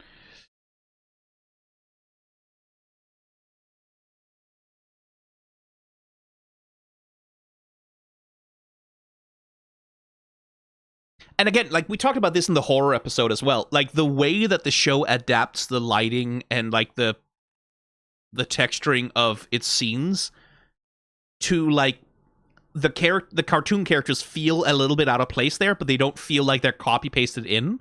They feel like they're characters who are out of place and not like they're separate from their environments. Like, the compositing on this show, that's another thing. Like, that's harder to comment on a lot of the time, is compositing. But, like, a good compositor is the person who makes sure that characters feel like they are present in the environments that they are in, right? Bad compositing leads to characters who feel kind of floaty or out of touch with the physicality of their environment because, like, there seems to be like a separation in the way that they're presented in the image. Compositing is so insanely important for 3D animation and 2D. Like, for all animation, compositing is one of the most important jobs for making sure the end product looks good, but it's also a very, like, there's a thing in animation. The tragedy of all animation is that the better you are at your job, the less obvious it is how good you are. Because if you are a very, very good animator, every single character you animate is just going to move so naturally that people go, oh yeah, no, that's just essentially that your brain kind of goes, that's just a person acting. It's kind of the same reflex as the one when you see the Muppets, right? And, like, this is something every celebrity who's ever worked with the Muppets says immediately. It's like, the moment the Muppets are moving, that's a person, right? Like, yeah, that I can see there's a performer performing the voice, but they talk to the puppet because the brain just kind of accepts that the puppet is alive, that it's a character. Like, when fucking Kermit the Frog or Miss Piggy is right there, you talk to Miss Piggy. You don't talk to Frank Oz. You talk to Miss Piggy, right? Because she's the one who's there. It's kind of the same thing is when you're a very good puppeteer, when you're a very good animator, when you're a very good compositor, the stuff you do just feels so natural and obvious that it's like, oh yeah, like, that can't have taken any work because it feels so effortless. Compositing is very much a job like that because you'll notice it when the compositing is bad. Oh my God, you'll notice it. It breaks the feeling of everything. Like, it feels so bad. It feels so wrong. It just makes the whole show looks like shit if the compositing isn't good. But the moment the compositing is good, you don't see it. You don't notice it. It just feels completely natural. But there's nothing natural about this. There's nothing natural about the way that these characters are composited and lit into their scenes. There's nothing natural about it. Someone had to put work in to make these characters feel like they're actually standing in that kitchen. And it's hard to point out. You have to look at the shot, like, here's the shot before compositing, here's the shot after, like, the compositor has really gone over it, and then you can see the difference. But I can't sit here and point out to you in this shot the things like, oh, here's the good work that the compositor did, because you can't see it. It's invisible. But I do want to point it out. Like, every piece of animation you ever watch, ever, 2D, 3D, whatever, pay attention, like pay it some mind, right? Think about what the compositing is doing, right? Like think about what it takes to make things fit together in a way that feels natural, because it's not easy. It's not just, oh, you don't just plug it into the computer and then the computer just makes it look good. Like, no, a person has to do this.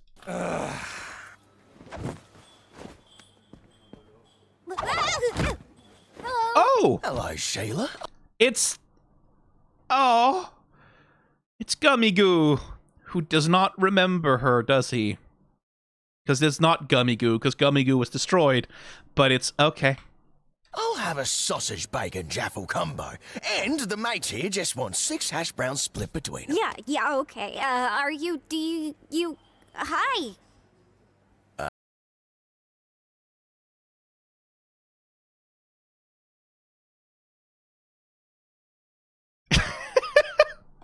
This is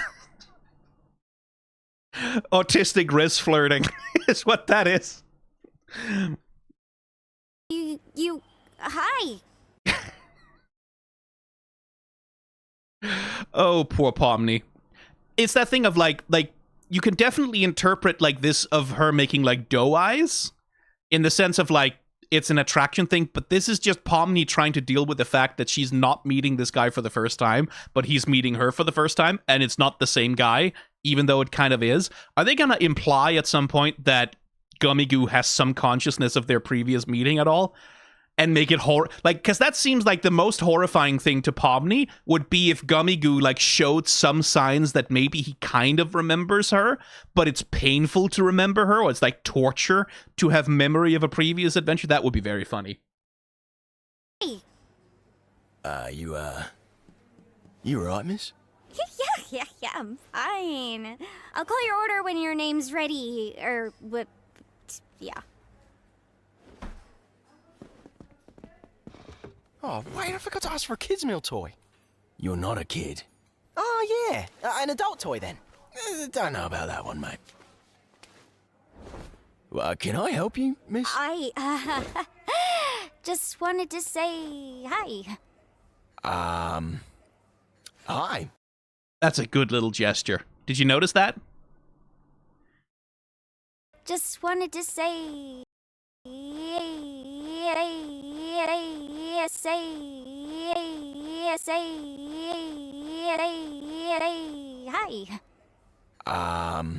Like that little, as he like sort of like, I don't know how to deal with this situation, little nervous leg wobble, and then he sort of decides to, that's a very good little gesture of like a guy who's like, right, okay, trying to roll with it. Hi. Do we know each other? I don't know. Look, Ragatha, where's Pomni? Huh? Oh, she's flirting with the gummy guy, 'cause she'd rather be with an NPC than with us or something. Well, that won't do. Oh, fun. Okay.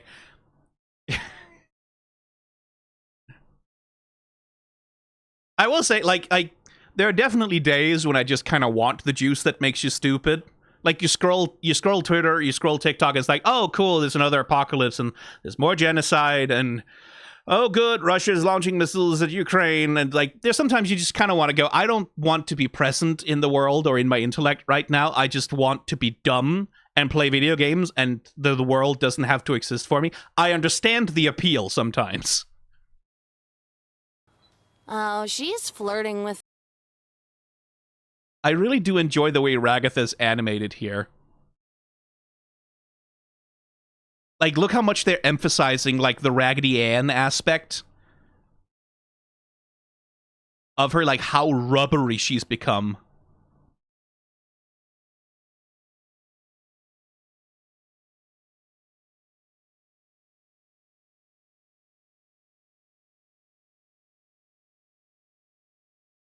Like, how, like, Ragatha has a certain stiffness to her a lot of the time. Actually, let's go back and... That's right at the start of the episode. Ragatha has a certain stiffness to her a lot of the time. Like, a certain rigidity in her body language, right? Like, where she actually has quite good posture.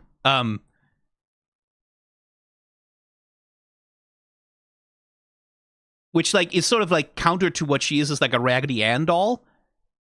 But here, like, we're really sort of like, she's really let the core go, right? Like, she's acting as though she has no core strength whatsoever. Like, she doesn't have a spine almost. Something. Well, that won't. Well, that won't do. I wish someone would flirt with me. Well, you know, if you just go on whatever fan Discord, Ragatha, you'll find... Well, no, don't, actually. You'll find more than you bargained for, I think. Yeah. Pony, we need you on the register. Stop weirding the customers out. But it's Gummy Goo. Can't the job wait a bit? It's not like this is real. Next you're gonna say my authority isn't real. Oh, hi, Artemis. Please don't step on the... Please don't step on the keyboard. Step over me over here. Yes, there we go. Lay down in the bed, baby girl. For the love of God, don't step on the keyboard. I wish someone would flirt with me. Pony!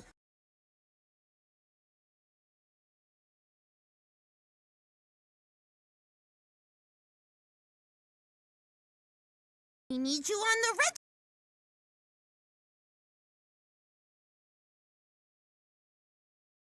Again, there's a lot of fun being had with separating the mask from Gangle's body, right? Like, where the body kind of almost acts independently of what the mask is doing. And a really interesting little visual thing that they're doing here, where even though Gangle is technically behind this table leg, the mask is still, like, rendered through the table leg. Which I wonder if that's just for clarity and readability. Stop weirding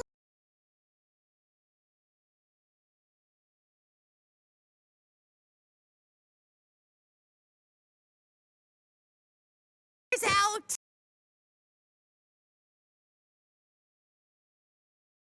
Out. But it's Gummy Goo. Can't the job...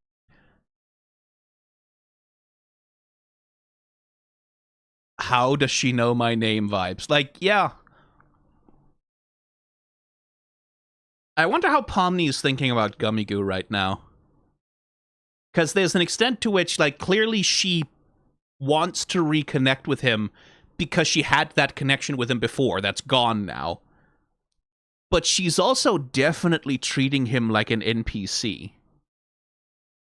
Right? In that, oh, well, this is something I want to interact with. I'll just drop his name.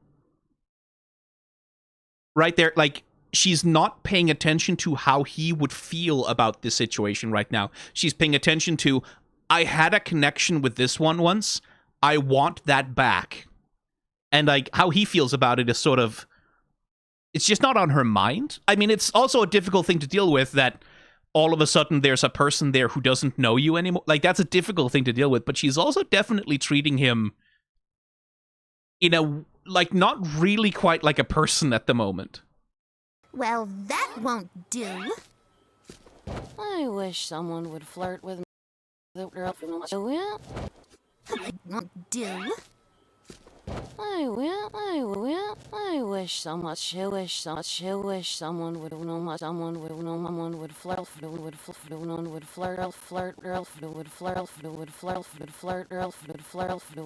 with me. Honey, we need you on the register. Stop weirding the customers out. But it's Gummy Goo. Can't the job wait a bit? It's not like this is real.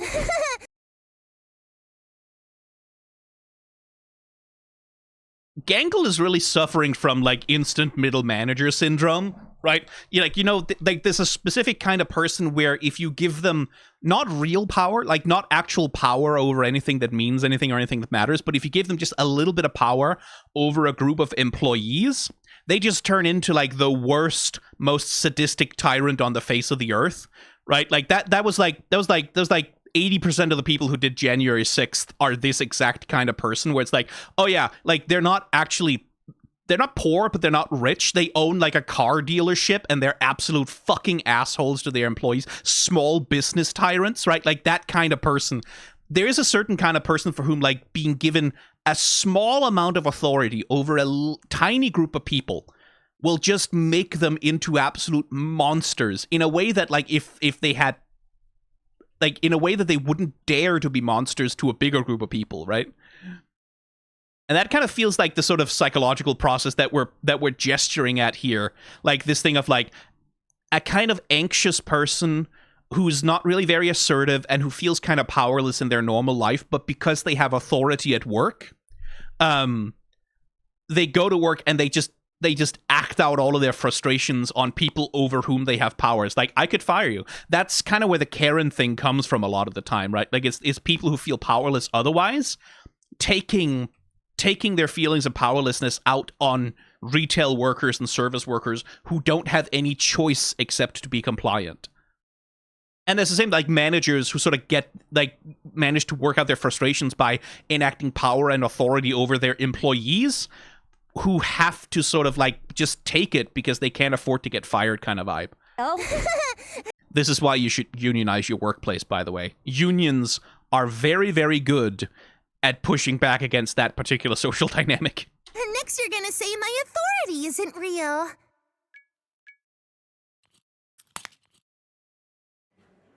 Anyway, put away that breakfast menu because it's lunchtime.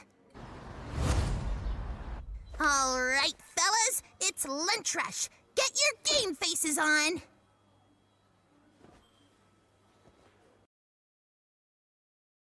I see we've already done the Big Brother thing.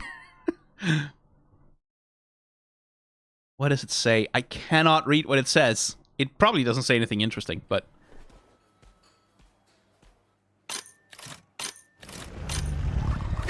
Oh, hey! It's the Gloink Queen! Does this count as a bus? Are you ready to order? No thanks. I got this bowl of cereal.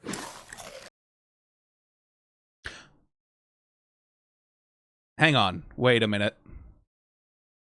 Order? No thanks. I got this bowl of cereal.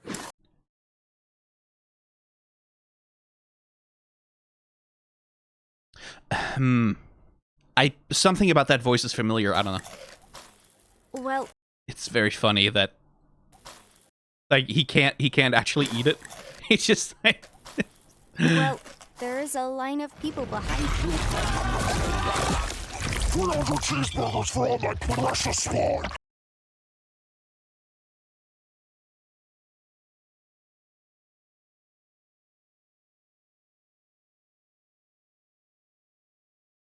It's just... the Gloink Queen. She does move in a very fun way. Like, very that, like, Muppet thing.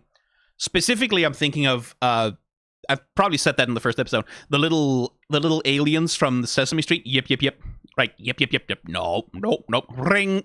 Those guys. There is very much that, like, that puppet Muppet kind of thing. Cheeseburgers for all my precious spawn.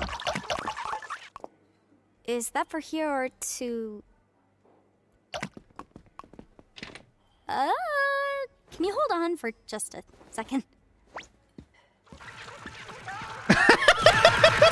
Lumpy, Skithers, Leathu, leave that poor, pitiful creature alone.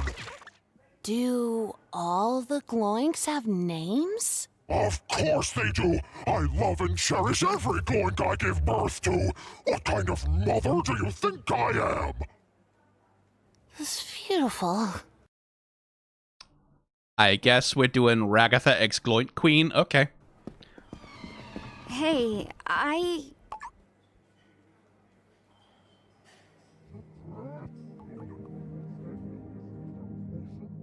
just want to wish you a pleasant day. There we go, Pomni. Thanks for eating at Spudsy's. That's the thing, like, Pomni here seems to also realize that, like, what she's doing is unkind to him. Even if he's not real, it's like... Insofar as if you want to treat him like a person now, you kind of have to respect where he is. And it's tragic. It hurts. Have a good one, miss.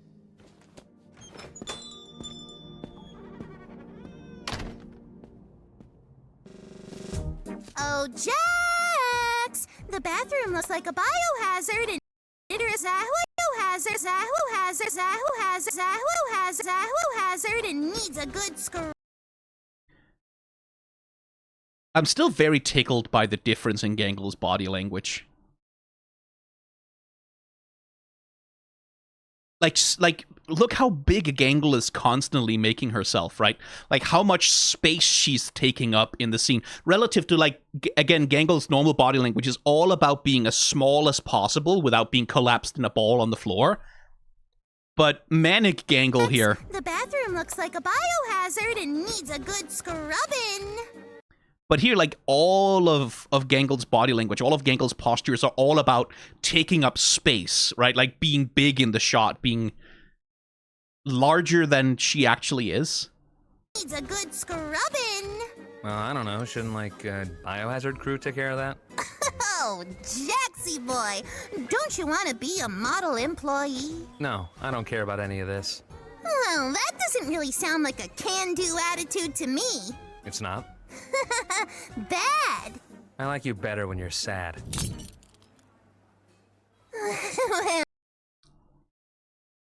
What's making that cracking noise? I hope it's just Gangle's mental state. Me? It's not? Bad. I like you better when you're sad. That seems to really touch on something, huh? Sad. Which is understandable. Like, of course you would, Jax, because when Gangle is sad, you can bully her and push her around, and she never pushes back on any of your bullshit. And you don't like it when she has the capacity to do that. Even if maybe you're quite right that this is not healthy for Gangle. Well, maybe you just need some more... More... training.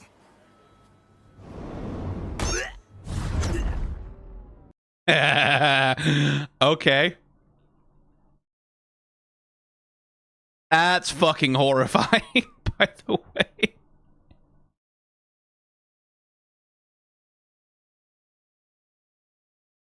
So we talked about this, right? Like the application of stiffness as like an aesthetic affectation, especially with Jax. Maybe you just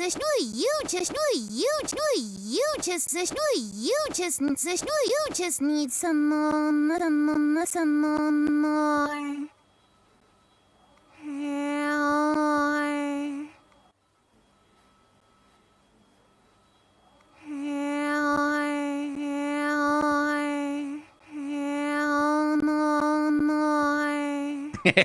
Sorry. But the application of stiffness, right? The application of stillness in body language, right? Like, Jax doesn't really have a breathing cycle here, right? Jax doesn't have that expanding and contracting chest thing of like, oh, we can see the character breathing, we can see their chest moving. Jax is very, very stiff and still. And that's being deployed here, right? Like, that Jax is standing still almost as though it's a freeze frame, so that when the hands show up and grab. The eyes are like water balloons. Huh? Hi, welcome to Spudsy. When did she record this? In this video, you're gonna learn the ins and outs of what makes you a good crew member and a valuable asset to the Spudsies Corporation. When did you make this? Now, I know what you're thinking. I don't want a career in fast food. I want to be a comic artist and eventually launch my own manga-inspired webcomic. Okay, rude. Ow. How dare you, Gangle? Also, I feel like Gangle is talking about herself here, but listen, I tried really hard for a while, but there's just not that much Patreon money in webcomics, okay? I had to draw some things. I had to take some commissions. I'm not proud of them, but... And it's cool to have dreams, but you also need to remember that they're completely unrealistic, and you need to stop trying. On the other hand, I did eventually luck into a career as a YouTuber, fucking somehow, so I don't know, man, maybe dreams are real and you should keep trying. Yeah, you know what, kids? This is my life advice to you. Quit school, stop working your job, and just post videos on YouTube all day. It's good for you! I swear! But before we get into all that, first things first. Are you smiling? No. Why not? Wait. Oh, we're just doing the kinks, and that's the thing. There's that little meme image that goes around, right? Like where it's like horror artist looking at fetish art and going like, "Ooh, that's horrifying. This gives me an idea.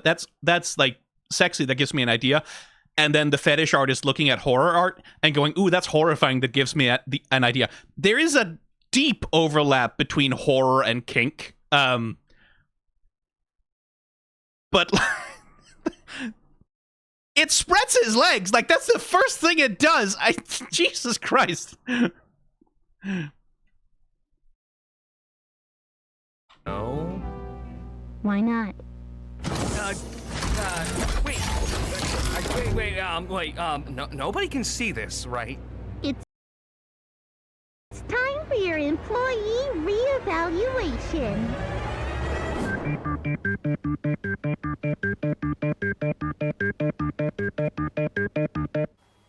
Clockwork oranging him. Oh dear.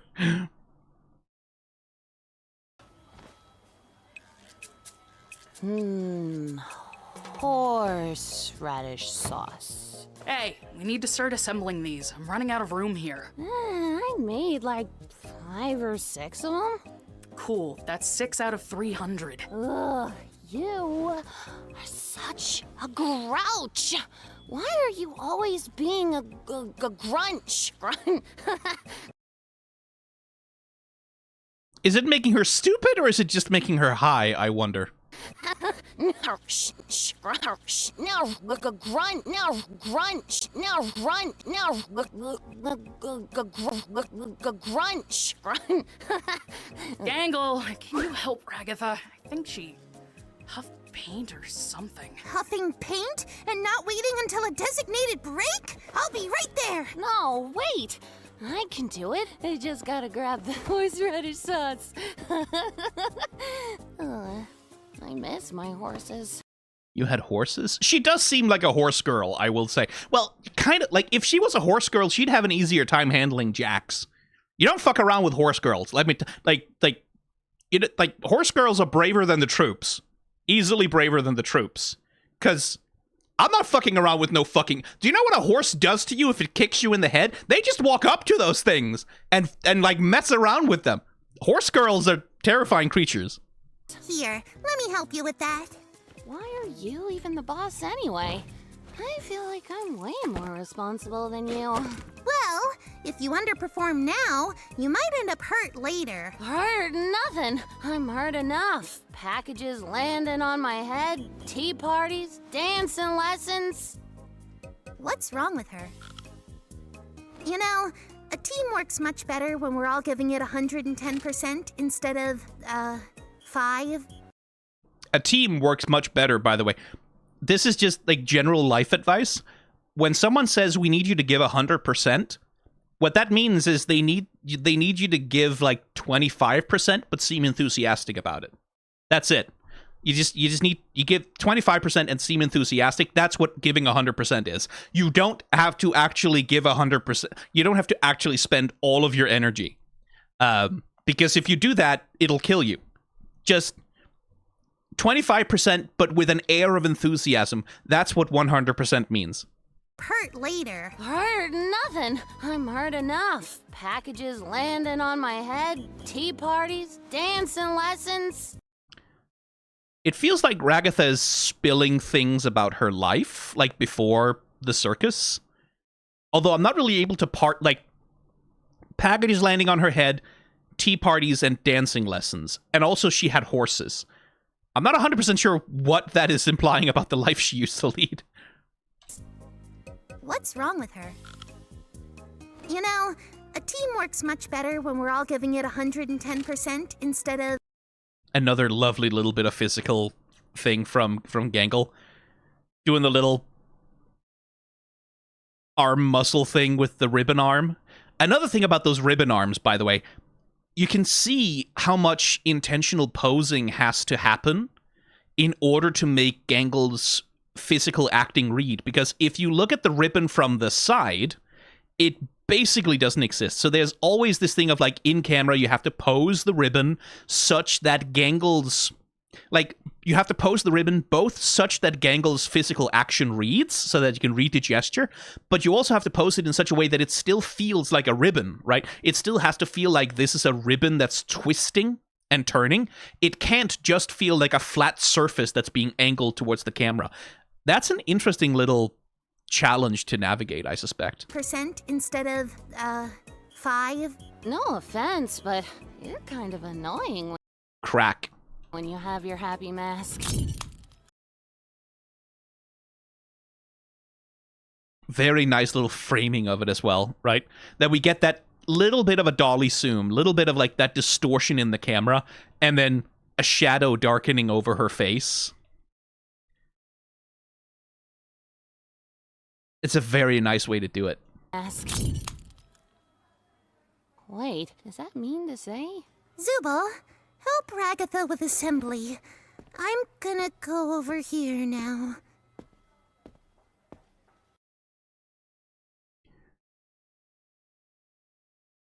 So it kind of feels like what the mask is doing to Gangle is that she can't express any other feeling except what the mask is allowing her to express, which is manic energy, right? Like, it's a manic episode.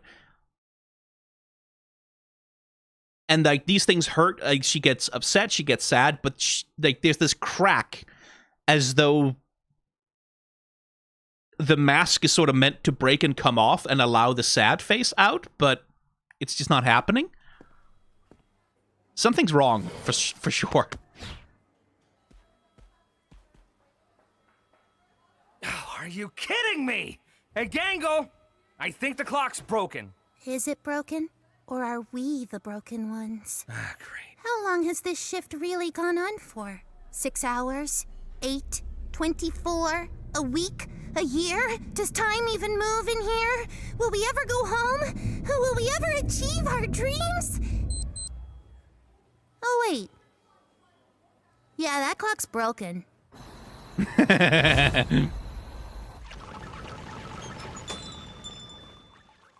Well, that was more info on Gloink reproduction than I ever needed to know. Oh, I want to know too!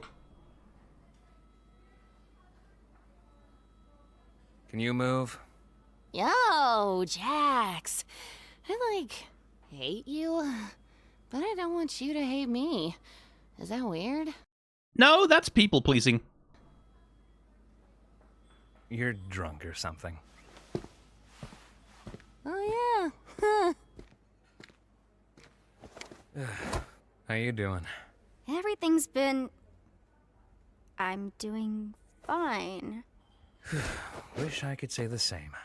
Jax, there's dishes back here. You got time to lean, you got time to clean. God. I'm on it. Later, Pomni.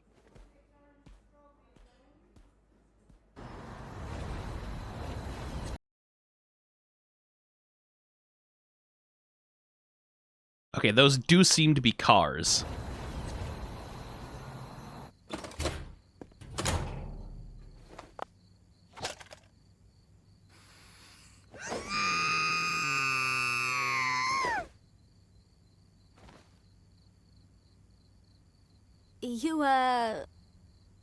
You good? My comedy mask is usually broken by now. We're doing another one of these. Is the mask not making you happy? Questions to ask your neurodivergent friends, just saying.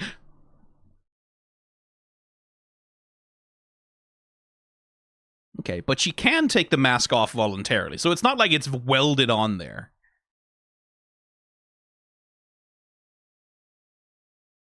The mask is usually broken by now. Like, the fact that the mask can't break seems to be a distressing thing. You good? My comedy mask is usually broken by now. We're doing another one of these. Is the mask not making you happy? Do you have anybody to talk to? Like, in regards to your issues? I'm sure Ragatha would like to help you out. Oh, Ragatha. I love her, but after a while it gets kinda hard to tell how genuine she's actually being. I mean, she also can't tell that, so that's fair enough. Well, maybe... Anyway, we can't spend all night out here talking about our feelings. We've got work to do.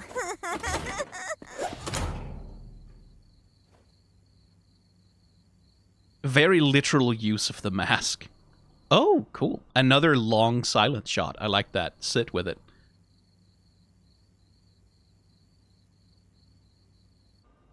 Like, even Ragatha doesn't know if she's being genuine, right? Like, that's the confusion she expresses to Jax. I hate you, but I don't want you to hate me. Which is like, right, but you kind of have to pick one. Like, like you cannot hate someone and expect them to like you, right? That is not a reasonable way to behave. But it's that thing of, like, when you don't have that interior sense of self that allows you to accept that other people may hate you. And it's not an easy thing, I should say. Accepting that other people hate you is hard. It sucks. It hurts. It's one of the, it's like, but that's one of the reasons why being a YouTuber is good for you, because everyone likes you and they'll say so in the comments. I promise, for sure. Is the thing of, like, when you don't have the internal self-love, like, you don't have that, like, self-sufficiency in yourself to allow for a world where other people dislike you, you'll bend your ass over backwards to maintain relationships with people who you don't like because you desperately need them to like you, right? It's... ugh. New clock. All right, I'm clocking out. This wasn't fun at all. See you all later.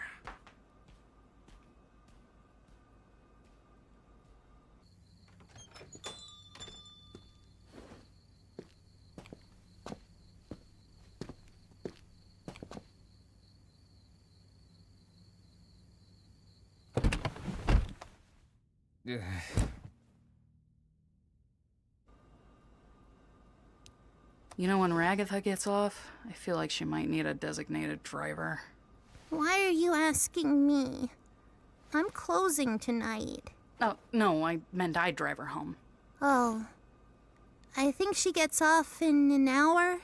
Okay, I can stick around until then.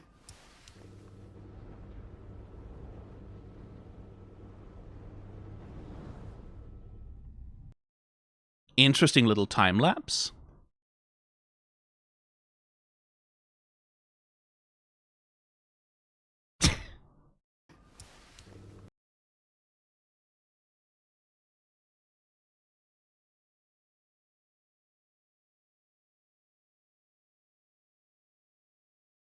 I just want to see every frame of it.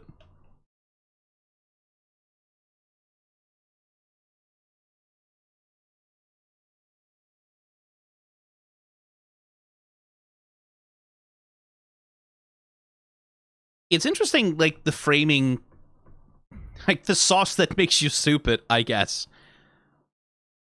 It gives Ragatha, like, this vision of absolute horror. But it also seems to, like, disinhibit her in some really interesting ways.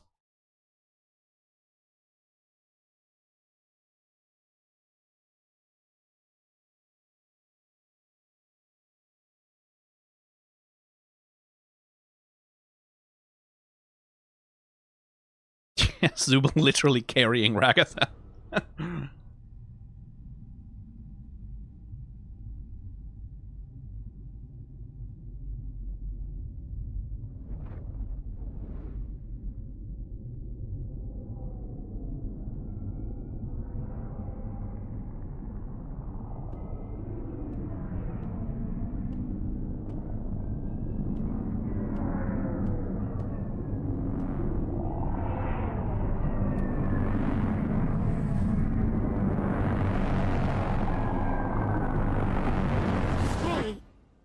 dissociating at work. You know, I can close for you if you want. Huh? If you want to get out of here, you can. You don't have to be stuck here alone. I can handle closing. Would that be okay? I think so. You should go home and get some rest.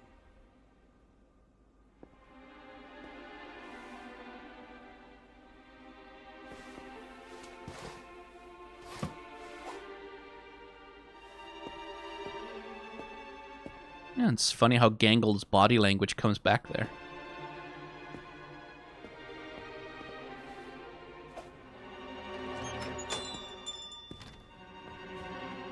What a weird day.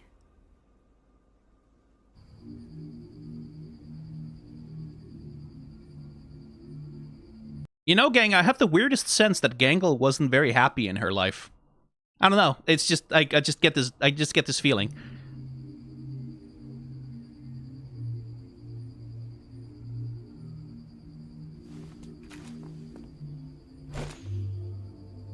Oh, good throw. You know, if you'd thrown that one, I don't think Jax would have been able to smack it back at you. Ooh. Hope that one doesn't get copyright claimed.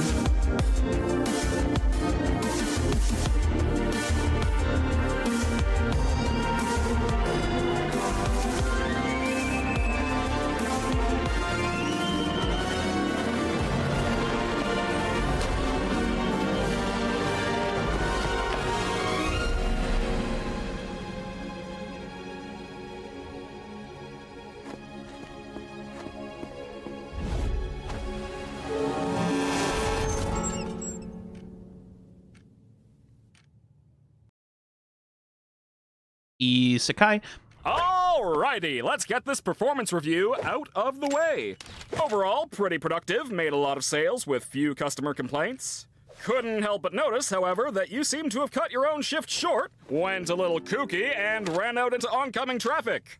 Now, being in a position of power like this, you could offload the blame to one of your employees and avoid the dock on your score. What do you think?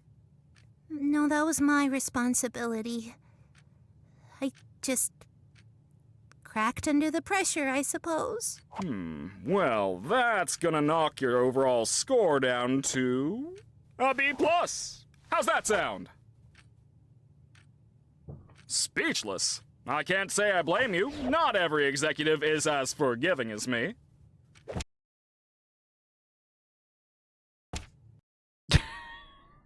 What the fuck was Kinger doing?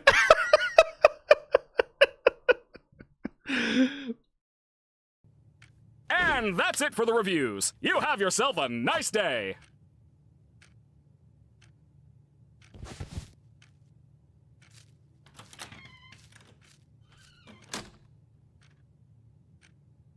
I am such a good I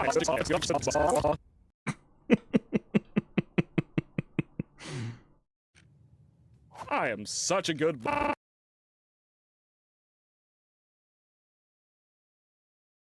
Ah, look at that, the clipping errors.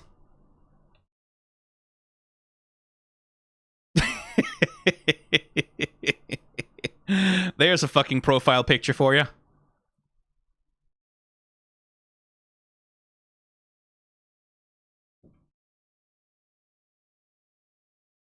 Walk like an Egyptian.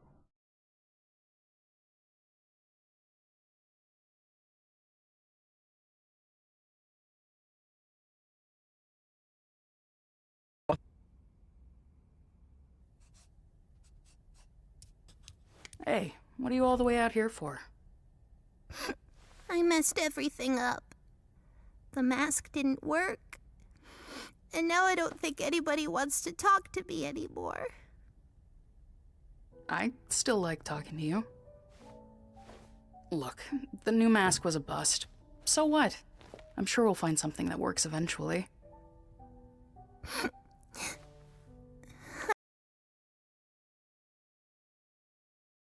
It's like a magical girl.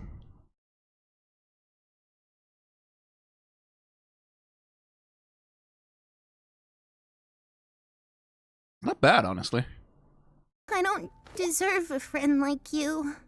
Well, you've got one. Now, come on over and hang out with the rest of us. Bring your art, too. I always like seeing what you draw.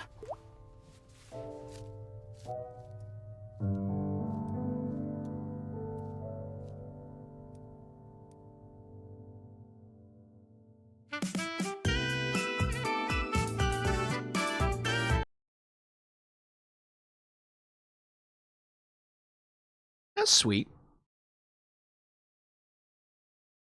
That's very sweet. Interestingly mundane premise for an episode, I will say. Like, clearly intentionally so, right? But it's an interestingly mundane. Like, it really is just...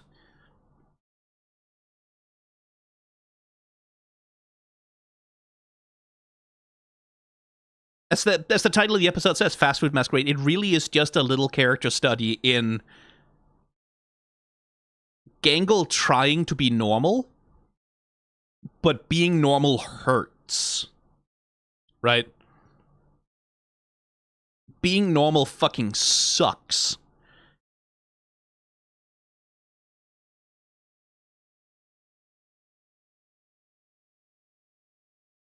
Hi, baby. What are you doing? Artemis has the zoomies, and she's attacking one of my shoes. Fortunately, it's an old shoe.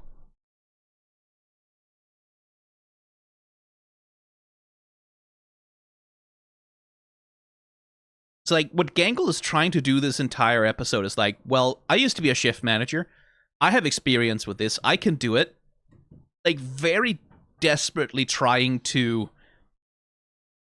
fit herself into like a normal managerial role in a normal job, which is functionally what's happening here. And it's like, it turns her into a much worse version of herself, right?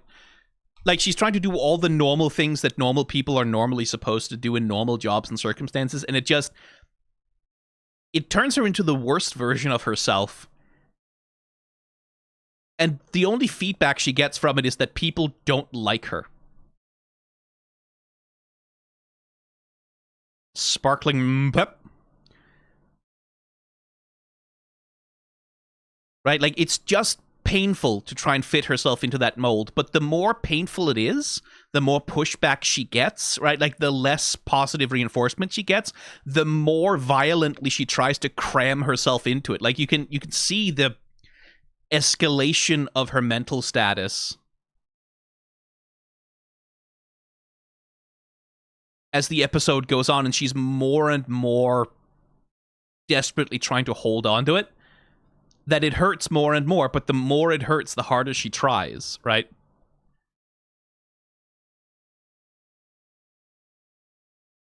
Manga-inspired webcomic. And it's cool to have dreams, but you also need to remember that they're completely unrealistic, and you need to stop trying. I really like the way they form the ribbon into a hand in this gesture, right? Like that little swivel, then it forms a hand, and then she can point with a finger because she has like a fist formed. It's this thing of like, Gangle is like rapidly going through her own like a manic episode, yeah, I guess, but like her own... I'm looking for the word for this. Like, she's kind of speedrunning her neurosis, right? Like, this thing of like, none of this is what she wants. None of this is who she is, right? Like, what she wants is to be an artist. What she wants is to draw a comic, but she lives in a world where it's like, yeah, it's cool to have dreams, but also it's worthless. Dreams are worthless.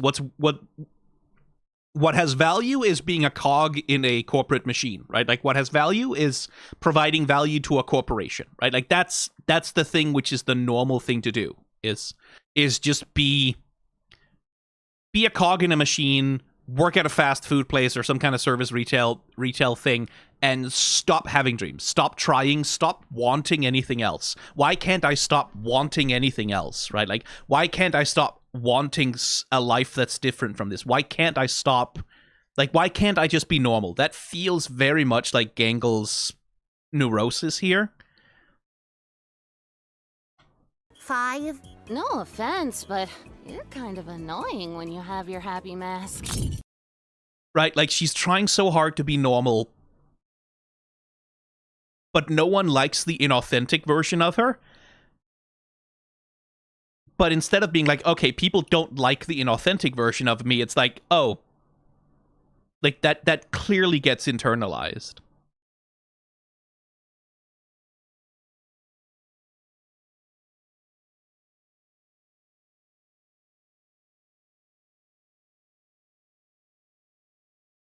Interestingly low-key episode, though. Like,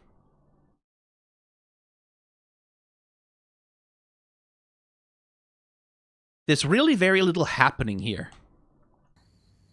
I love her, but after a while it gets kinda hard to tell how genuine she's actually being.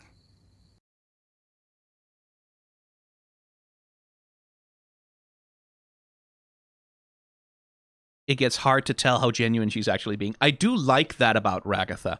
I do like that even Ragatha doesn't know if she's being earnest, right?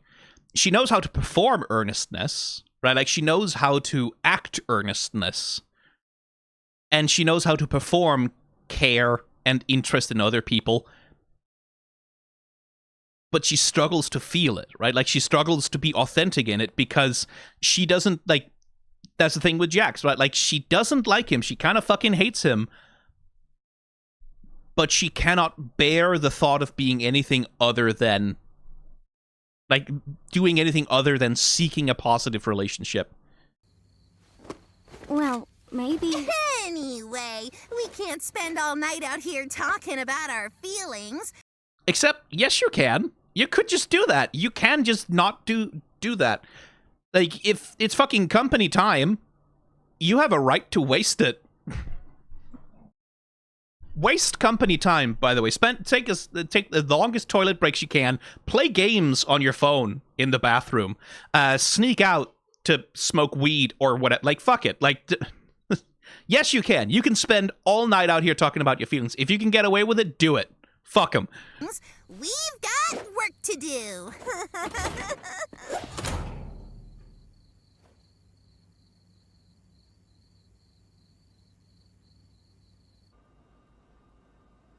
I watched your Final Fantasy 14 Let's Play on my shift. Yes, good. Give me your money. Give me ad revenue. No, just like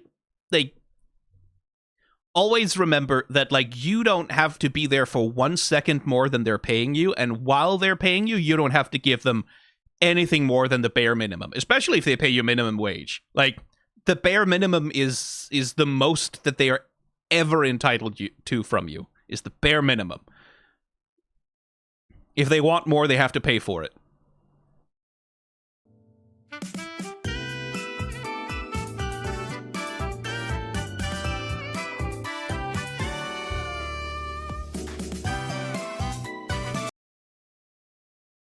Oh, the Orbsman has a voice actor, actually. That's funny.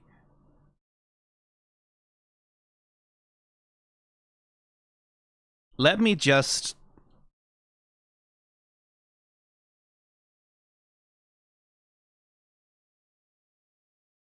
Yeah, that's not you.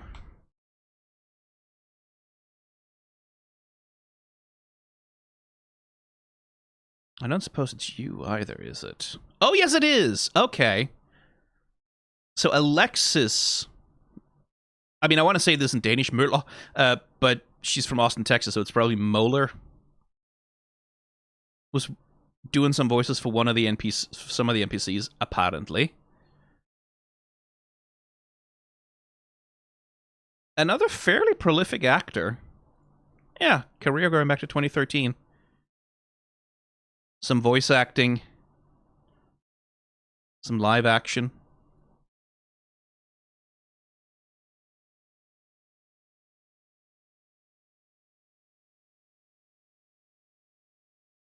Okay, it's not that Whitney Davis, that's for sure.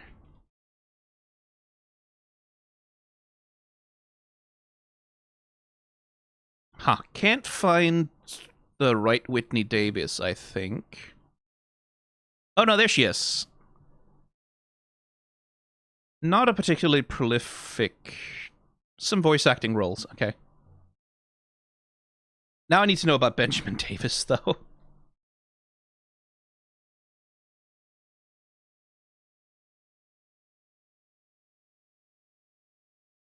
Okay, there's a few Benjamin Davises.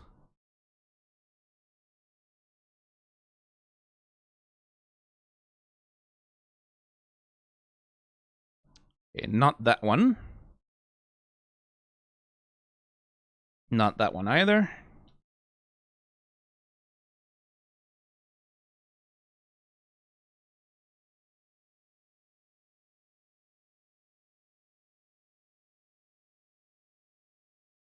Not that one. Not that one. Not that one. Not. I should really just check the IMDb page for the episode instead. Ah, well.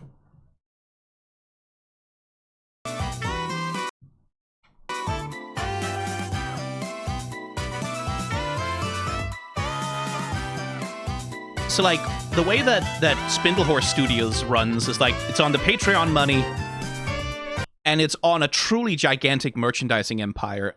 Looking at Glitch, as far as I could tell, they don't have a Patreon, which is interesting that they don't take, like, direct donations like that they kind of seem to run primarily on merchandise. Which, like, they do get enough views that I can see how the AdSense would support them.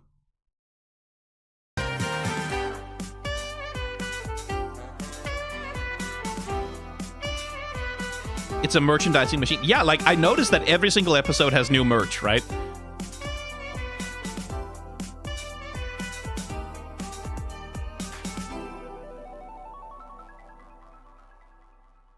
There aren't post-credit scenes, right? No. Let's have another look at this one. Hell of a throw, honestly. Like, that's a plastic mask. To make it fly that far, you have to throw it at pretty... I know physics aren't real in this world, but still.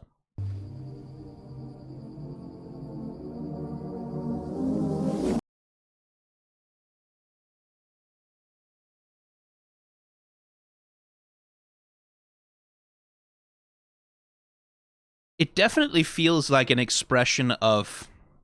Like, I don't know much of anything about, like, the writer-director Gooseworks, whether they're injecting, like, personal experience into this, but, like, I can definitely see a kind of person for whom this is a very specific kind of catharsis. I've never worked fast food. I've never worked retail, right? So this is not really something that, like, I have in fact never had, like, a proper normal job. It was pretty much, like, university, working for some years as a commission artist, making very little money, and then I stumbled my ass backwards into this. So, like, a lot of this doesn't really speak to my experiences. I don't really know what it's like to be in that kind of, like, dead-end fast food job and be stuck with it and be miserable in it. So, like, this episode really doesn't speak to my feelings very much. But I can definitely see, like, for someone who has been in that hell, right? Who has been in the hell, both of being on the receiving end of, like, a shitty manager taking their insecurities out on them, or being in the position of, like, being a manager and knowing that your insecurities are making you worse at your job and are making you worse for the people around you. To step outside on a clear, starry night and just throw that face away, right? Like, throw that whole personality, that whole persona, that whole way of being, taking it off and throwing it into the stars away from you forever.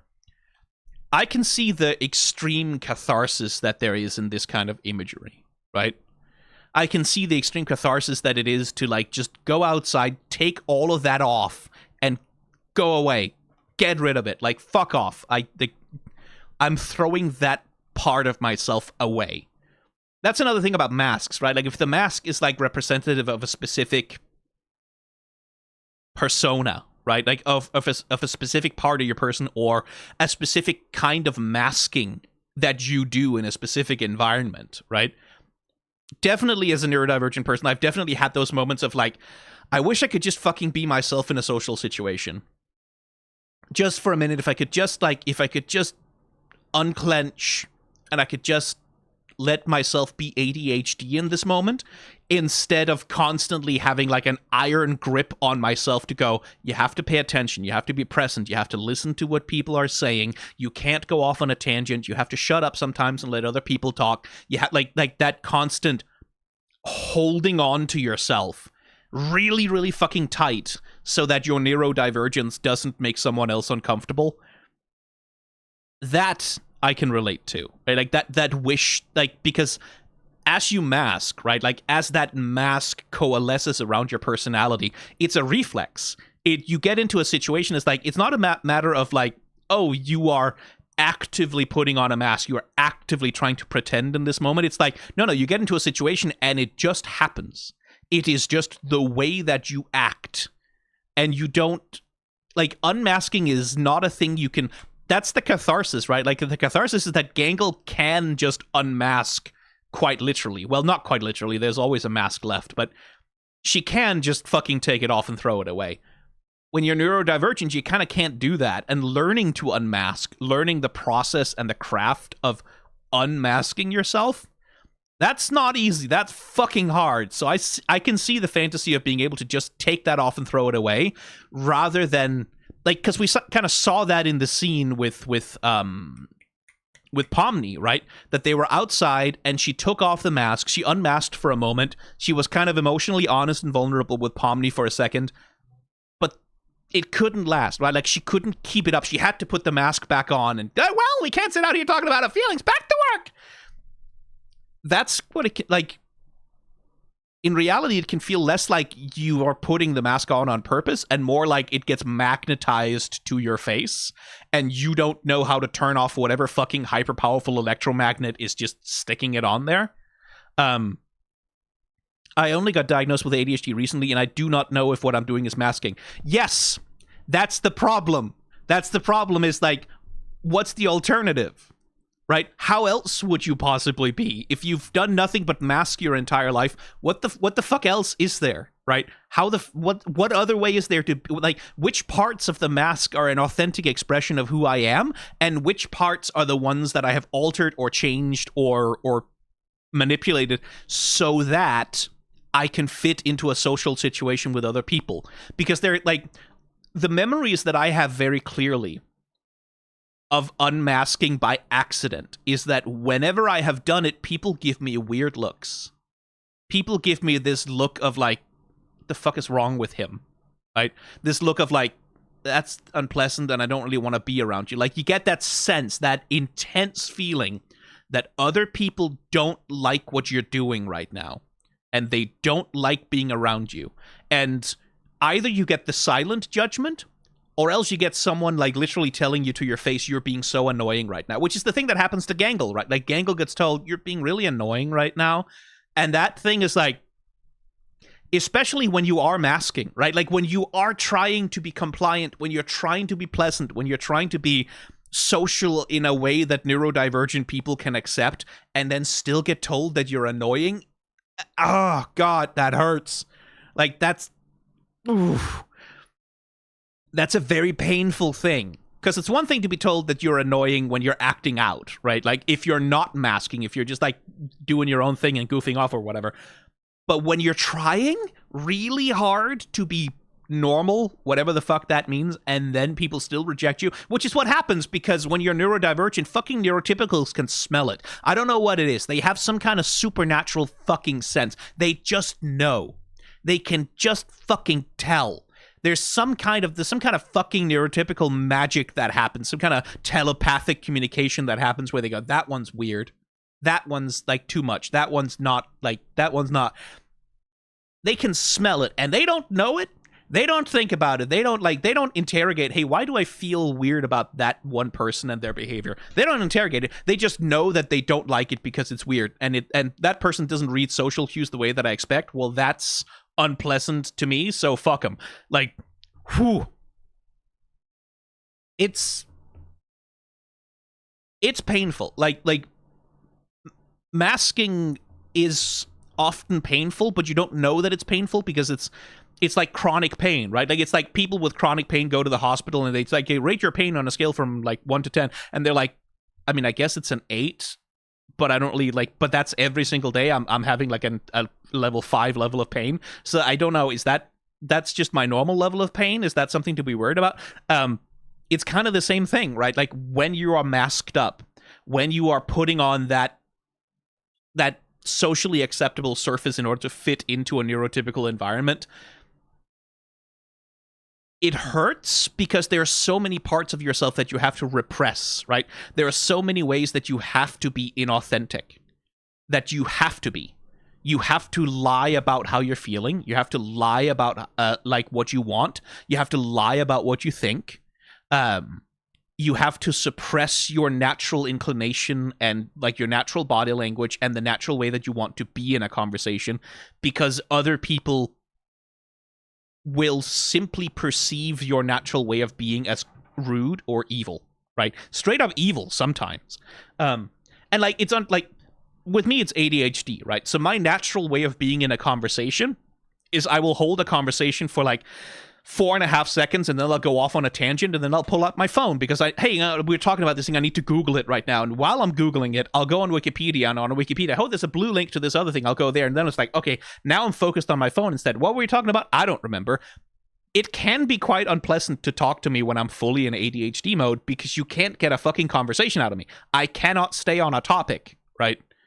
Because that's not, my brain is jumping from conversation to idea very rapidly, and it's not staying in one place. And if you can't keep up with me, it's just not fun. Like, it's not pleasant to be in conversation with me because when my ADHD is fully going, I don't have the capacity to focus on you and your needs, right? Like, I don't have the capacity to pay attention to, like, I don't have it because my brain is going.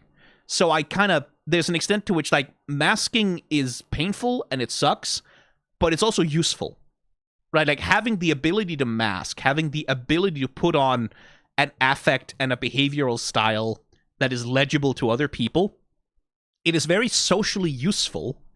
And that's the other thing, is like, masking is not just like, oh, it's just an evil bad thing that needs to be destroyed and taken away. Like, no. Masking is also a set of social skills that are very useful, like in your job, in your career, in your normal day-to-day life. These are very useful skills to have. The problem is when you don't know how to separate the mask from yourself, right? Like when you don't have any choice except to be wearing the mask all the time around people, right? When you feel yourself being forced into this false self, and you don't get to have a choice. You don't get to make a decision about whether that's how you want to be. That's when it gets really, really painful. Right? That's when it really fucking starts to hurt. When you don't get to make the decision, when it's something that's imposed on you by constant pressure from the outside world, and you don't feel like you have a space where you can be yourself, right? You don't have people with whom you could be vulnerable. You don't have people with whom you could be honest. You don't have a place where you can really just let yourself go and be your authentic self. That's when it gets really fucking painful. Because, like, everyone has the ability to mask to an extent or another. Right? Like everyone, when they go to their corporate job, when they work service jobs, everyone knows what the corporate service worker mask is, right? Like when you've worked food service or retail or whatever, you know what masking is because you do it all the time in your job. But it's like, it's a different thing for neurodivergent people, because for us, it's not just we go to our job, we put on our working face and our customer service voice, and then we go home. It's, oh, no, this is like a customer service voice that I have to keep up in every social relationship I have in my life ever. Like, imagine that. That's what masking is if you're neurotypical. Going to a job and putting on your customer service voice, but then you never get to stop. You never, ever get to stop with anyone, ever. You have to do it all the time. Imagine what that feels like after a while. That's what masking is. It's, yeah, and like, when you're trapped in it like that, when it's your whole life and all of your relationships all the time, what does it mean to unmask? Who the fuck am I? Like, who the fuck am I? Like, if all of these things that I do in all of the social situations that I'm in are not really me, then who the fuck am I? Which parts of me are actually my personality, and which parts are things that I have adopted to make myself easier for other people to be around? I don't know. I'm still figuring it out. I may never know. So yeah, anyway, that was a tangent. What were we talking about? Right, I understand this as a cathartic fantasy, right? And I understand it especially in the context of like a fast food environment and things like that. And the way that they're presenting it is like, you can see the way that they really ham it up. Like, you look at the lighting inside the fast food place, right? Like, it's cold. It's very clinical, sterile, very gray, very sort of like, it's very flat also in a lot of ways. Like, the cinematography is not flat, but the lighting is like meant to have this like flatness in it. And then we get outside, and then there's the stars, right? And that's a very different kind of light. Like, all of these purples and like mauve and like a little bit of that redness and like a deep, rich blue all across the space of the sky. And then, boom, the moment the mask is off, it's like the world comes alive, right? And that definitely is like the feeling of unmasking sometimes, is like,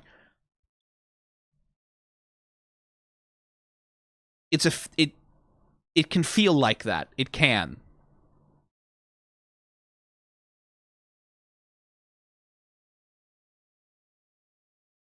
Because you get to be yourself and free in the world for a moment. Like, everything can feel so much more alive. Because you're not deadening yourself. And I do like that the expression of that is this, right?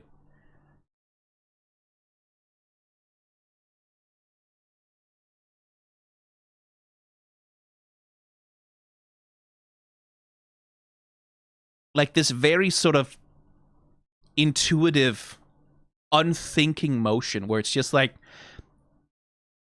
the vibe is that Gangle is just kind of responding to an interior want to do something without really thinking about, without being conscious of the world around her. And that has some consequences. Immediately. But I've definitely been in situations where I'm like, I just, right, like, one of the things about ADHD, I don't like to sit down and be still when I am engaged in an interesting conversation. When I have a social encounter with someone and I like them and I'm interested in what they have to say and I'm being energized by their presence, I don't want to sit down. I don't want to sit still. I want to walk. I want to stand. I want to move around. But when I do those things, neurotypical people go, "What the fuck are you doing? Like, sit down and be present with the rest of us. Like, why are you walking around?" That to them, that feels like me leaving the conversation or being like, I don't want to be here, right? I don't want to be present with you. I don't want to be concentrated on you or pay attention to you. But it's completely the fucking opposite. I need to be able to move and pace and walk around and step and do, like, that's how I pay attention. That's how I need to do those things so that my brain can focus on paying attention to you and being with you in this moment. Like, this is how I am calm in this moment with you, is by standing up, walking around, moving, doing things. I want to respond to the intuitive motions that my brain wants me to do. I want to respond to my lizard brain, right? I want to respond to, like, my body wants to stand up, move around. I want to dance a little bit. I just want to dance a little bit. Can we not have a conversation while I'm just kind of dancing to a song in my own head for 2 minutes? Can we not just do that? That would be so fucking freeing. And this feels like that, like the way that it's animated, that it's like Gangle is just eyes closed, looking up, and there's like twirling just because we can. Just because right now my body feels like it wants to do that. And there's even something in it, like the way that, like, you can see those little jitters, right? Those little jitters and like shakes, and like, it feels very much like a person just kind of letting their body move intuitively for a moment in a very free way. But unfortunately, they were moving in a free way right next to the freeway.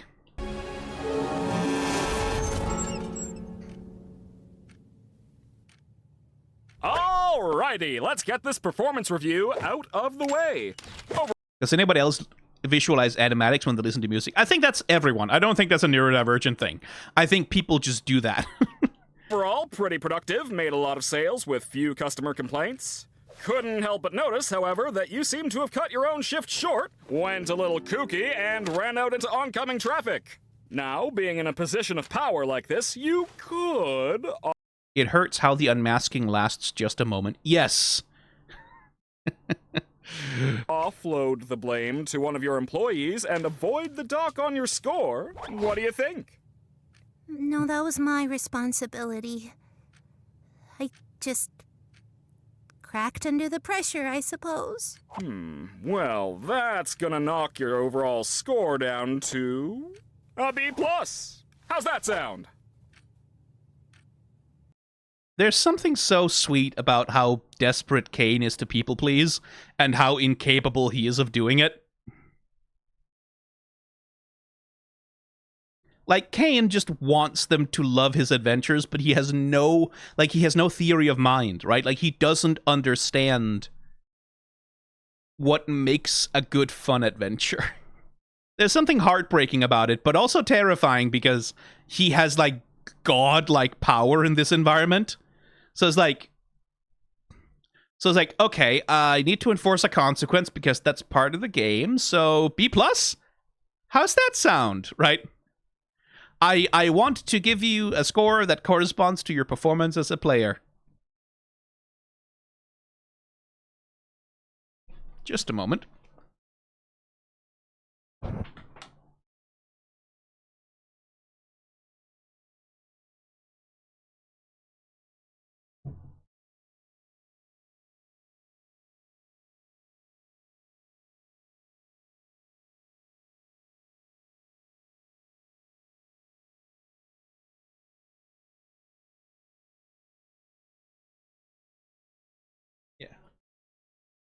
Sorry about that. There was some kind of thumping sound and I couldn't figure out what it was. Probably just the cats. There's something sweet and kind of tragic about how desperate Caine is to people please, right? Like, he cannot make himself give anyone less than a B. He can't even make himself give them a B, right? Like, even fucking Jax. Even fucking Ragatha, who's just laying on the floor most of the time. Cannot get himself to give them less than a B+, right? Like, if someone were to tell him you have to give them a D, a failing grade, I don't think he'd be able to do it. Like, I think he would struggle very badly to do anything other than try to please his players. At the same time, though, the one thing that they all fucking want is to leave, right? They kind of want to go back to their lives. Well, we don't know about all of them necessarily, but Pomni just wants to have her life back, right? And he cannot give them that, right? He cannot let them leave. It's an interesting thing. Like, it's this mad god who is simultaneously imprisoning these people and forcing them to play kind of sadistic, insane games, but at the same time he's like, but do you like me though? Like, could you fill out this scorecard and tell me from 1 to 10 how much you like me? Please, please, please. I just want you to like me really bad.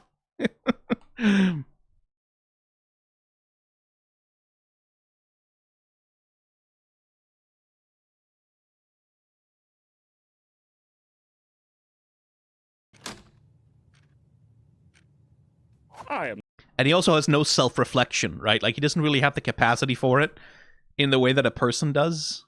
I'm such a good... Right. And I don't really know whether this is just a joke, but it does, like, I don't know.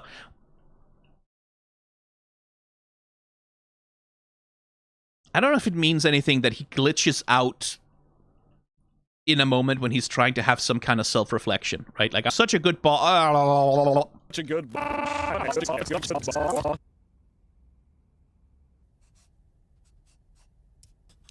Hey. You know what they should do? They should start a... Well, they shouldn't because DeviantArt is a garbage website, but it feels like Gangle should have a DeviantArt. Doesn't it? It feels like Gangle should have, like, a little DeviantArt gallery with, like where they just post whatever doodles Gangle draws each episode. It really feels that way.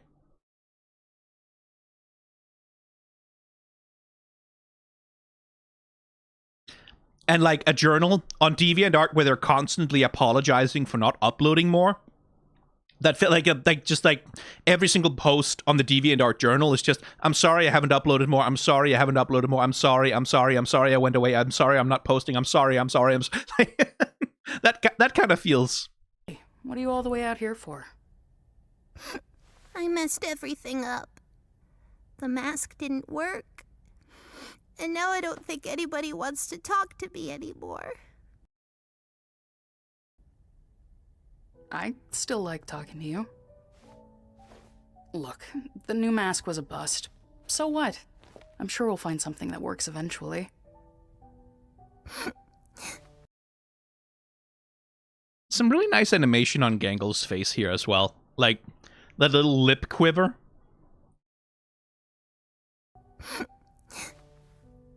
I don't deserve a friend like you. Well, you've got one. That's a pretty good response, by the way. Like, if you have a person in your life who's constantly talking themselves down like that, it's like, I don't deserve a friend like you, and like, just like, yeah, well, tough shit, here I am, right? That's not a bad answer at all, I think. Like, that's not for you to decide, really. That's the thing, is like, we don't really get to decide whether we deserve our friends. That's their prerogative. Now, come on over and hang out with the rest of us. Bring your art, too. I always like seeing what you draw.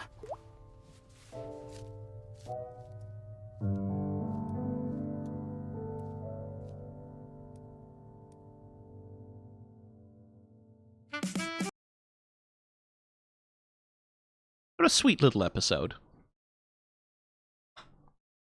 What would Gangle would have an Instagram nowadays, I guess. That's pretty much what most... Even, like a lot of artists just left Instagram because that shit just get used to train AI. I think the only place really nowadays is like Kara and Blue Sky and Tumblr. Because, like, co-host got shut down. There is Pillow Fort, I guess. What? Wow. I don't know if you can hear him.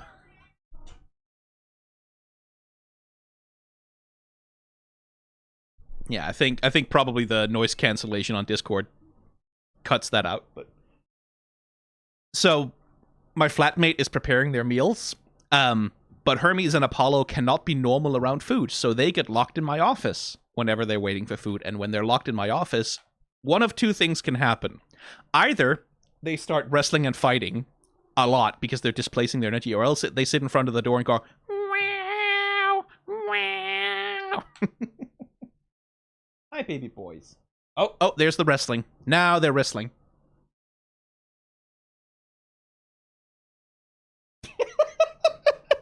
Did you just... Hermes, you just sat on his head. That's not nice. Babies. Precious babies. Interesting little episode. Like, interesting deployment of the horror imagery in this episode as well. Which is like sort of omnipresent, right?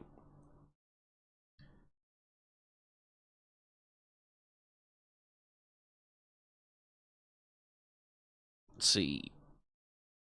Where is it? Ragatha. Right, like...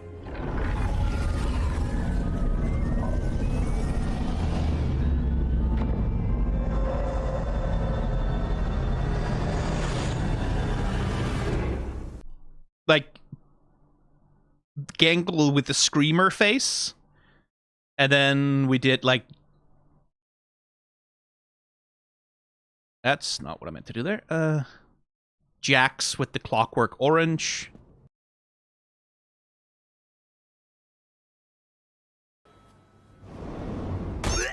Like, taken to the back rooms. Hi! Welcome to Spudsies. In this video, you're gonna learn the ins and outs of what makes you a good crew member and a valuable asset to the Spudsies Corporation. When did you make this? Now, I know what you're thinking. I don't want a career in fast. But before we get into all that, first things first. Are you smiling? No. Why not? Wait, nobody can see this, right? It's time for your employee reevaluation.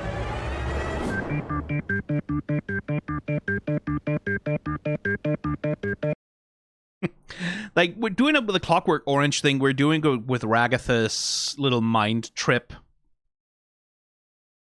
Like, we're doing it, like, here. We're doing it with the little cracks in Gangle's facade. But the horror here is, like, again, especially relatively speaking to the previous episode, the horror here is quite mundane, right? It's just, it's the horror of the tedium, right? Like, it's the horror of the disassociation of having to work this kind of a job.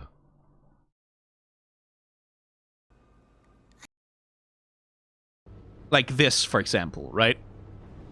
Like the way that the light is slowly fading out of the environment. Like, because it's not like they turn off any of the lights, right? The lights stay on. It just, everything dims, everything gets darker as a reflection of, like, what's going on internally. The space distorts, we get these extreme dissociation vibes.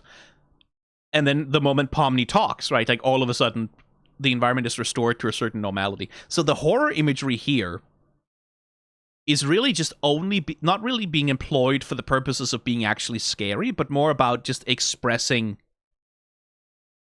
what it feels like to be in this, like, retail service job environment. I still don't really know whether the horror imagery makes sense for what happened with Ragatha. That feels more like a non sequitur than something meaningful, because Ragatha was interesting this episode. Although I don't really know what to make of it. People in chat were saying it's a Raggedy Ann reference in part. Yeah, I mean, yeah, her whole thing is. The question is, like, what the balance is between this is just a reference or an Easter egg versus this also happens to be meaningful within the internal context of the show. Hard to tell, I think. And I'm getting hiccups. Now, come on over and hang out with the rest of us.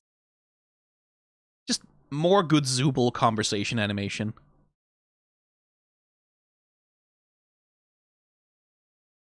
Like, all the little wiggles, all the little jumps, and, like, pops to match what they're saying.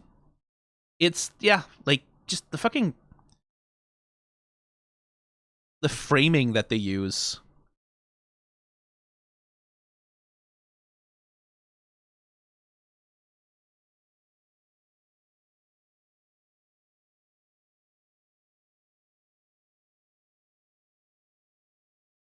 Also, again, is that thing we talked about, invisible work, right?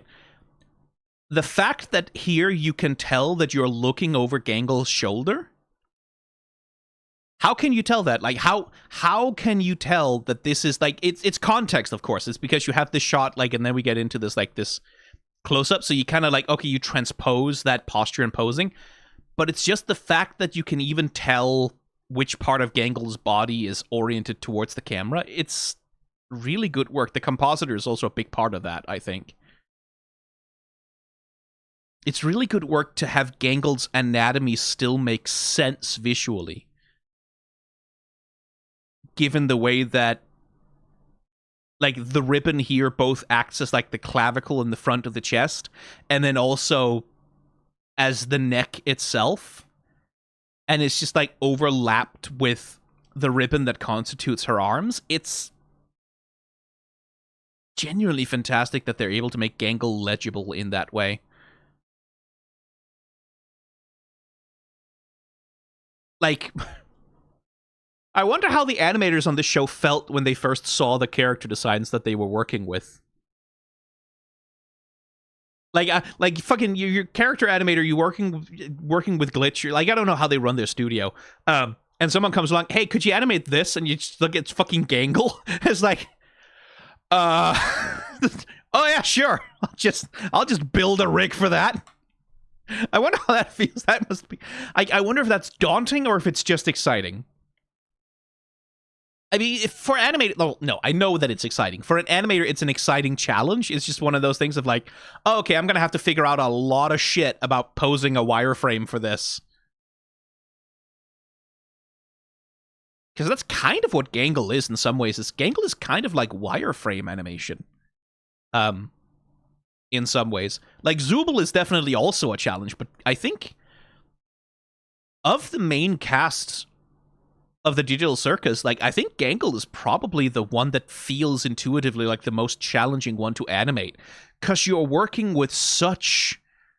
Like, it's a combination of a stick figure and a wireframe in a really interesting way, where the only way you have to create and manipulate volume is to wrap the ribbons of Gangle's body around an imaginary space in the air, and just praying to God that the compositor and the lighting effects, like, people can keep the values and, like, the framing of the shot clear enough that Gangle's body language can come across, that, like, it doesn't disappear into the background. I suspect a lot of work goes into choosing shots and framings and compositions for Gangle especially that makes her body language legible. Because that's, like, there's a lot of backgrounds I can imagine where a body like Gangle's would be really hard to read visually. Like, especially in a place like the Digital Circus where there are so many abstract color shapes, finding a background that Gangle looks good against is like, there's probably a bunch of work that goes into that.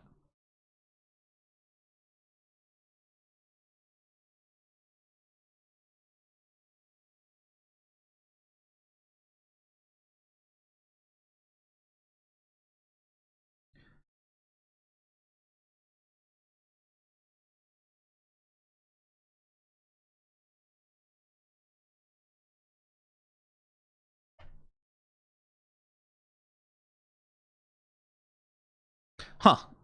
I didn't check this before, I think, but...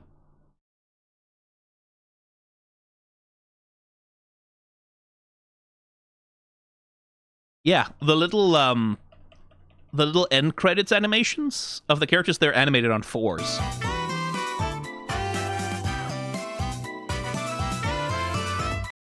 Broadly. Like, I would imagine... Hang on. Jax's ears. Do they get an extra frame, or do they strictly move on the timing? Oh, they strictly move on the timing. That's really good. Like, getting the secondary motion of the ears waving back and forth like ribbons like that when you're animating on 4s and, like, making that look feel smooth, that's pretty good.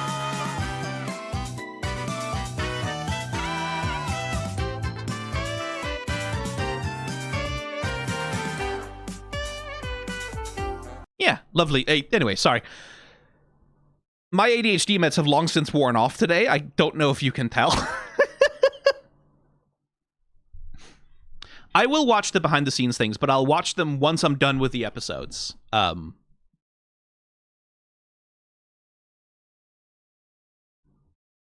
Because I don't want it to color my perception of it. How does everyone else feel about this episode? Like, it definitely is much more low-key. Like, it's much less wild in concept. It's much less entertaining than the rest of the show, in the sense of, like, there's not much that happens. Like, this is purely just a little social drama, right?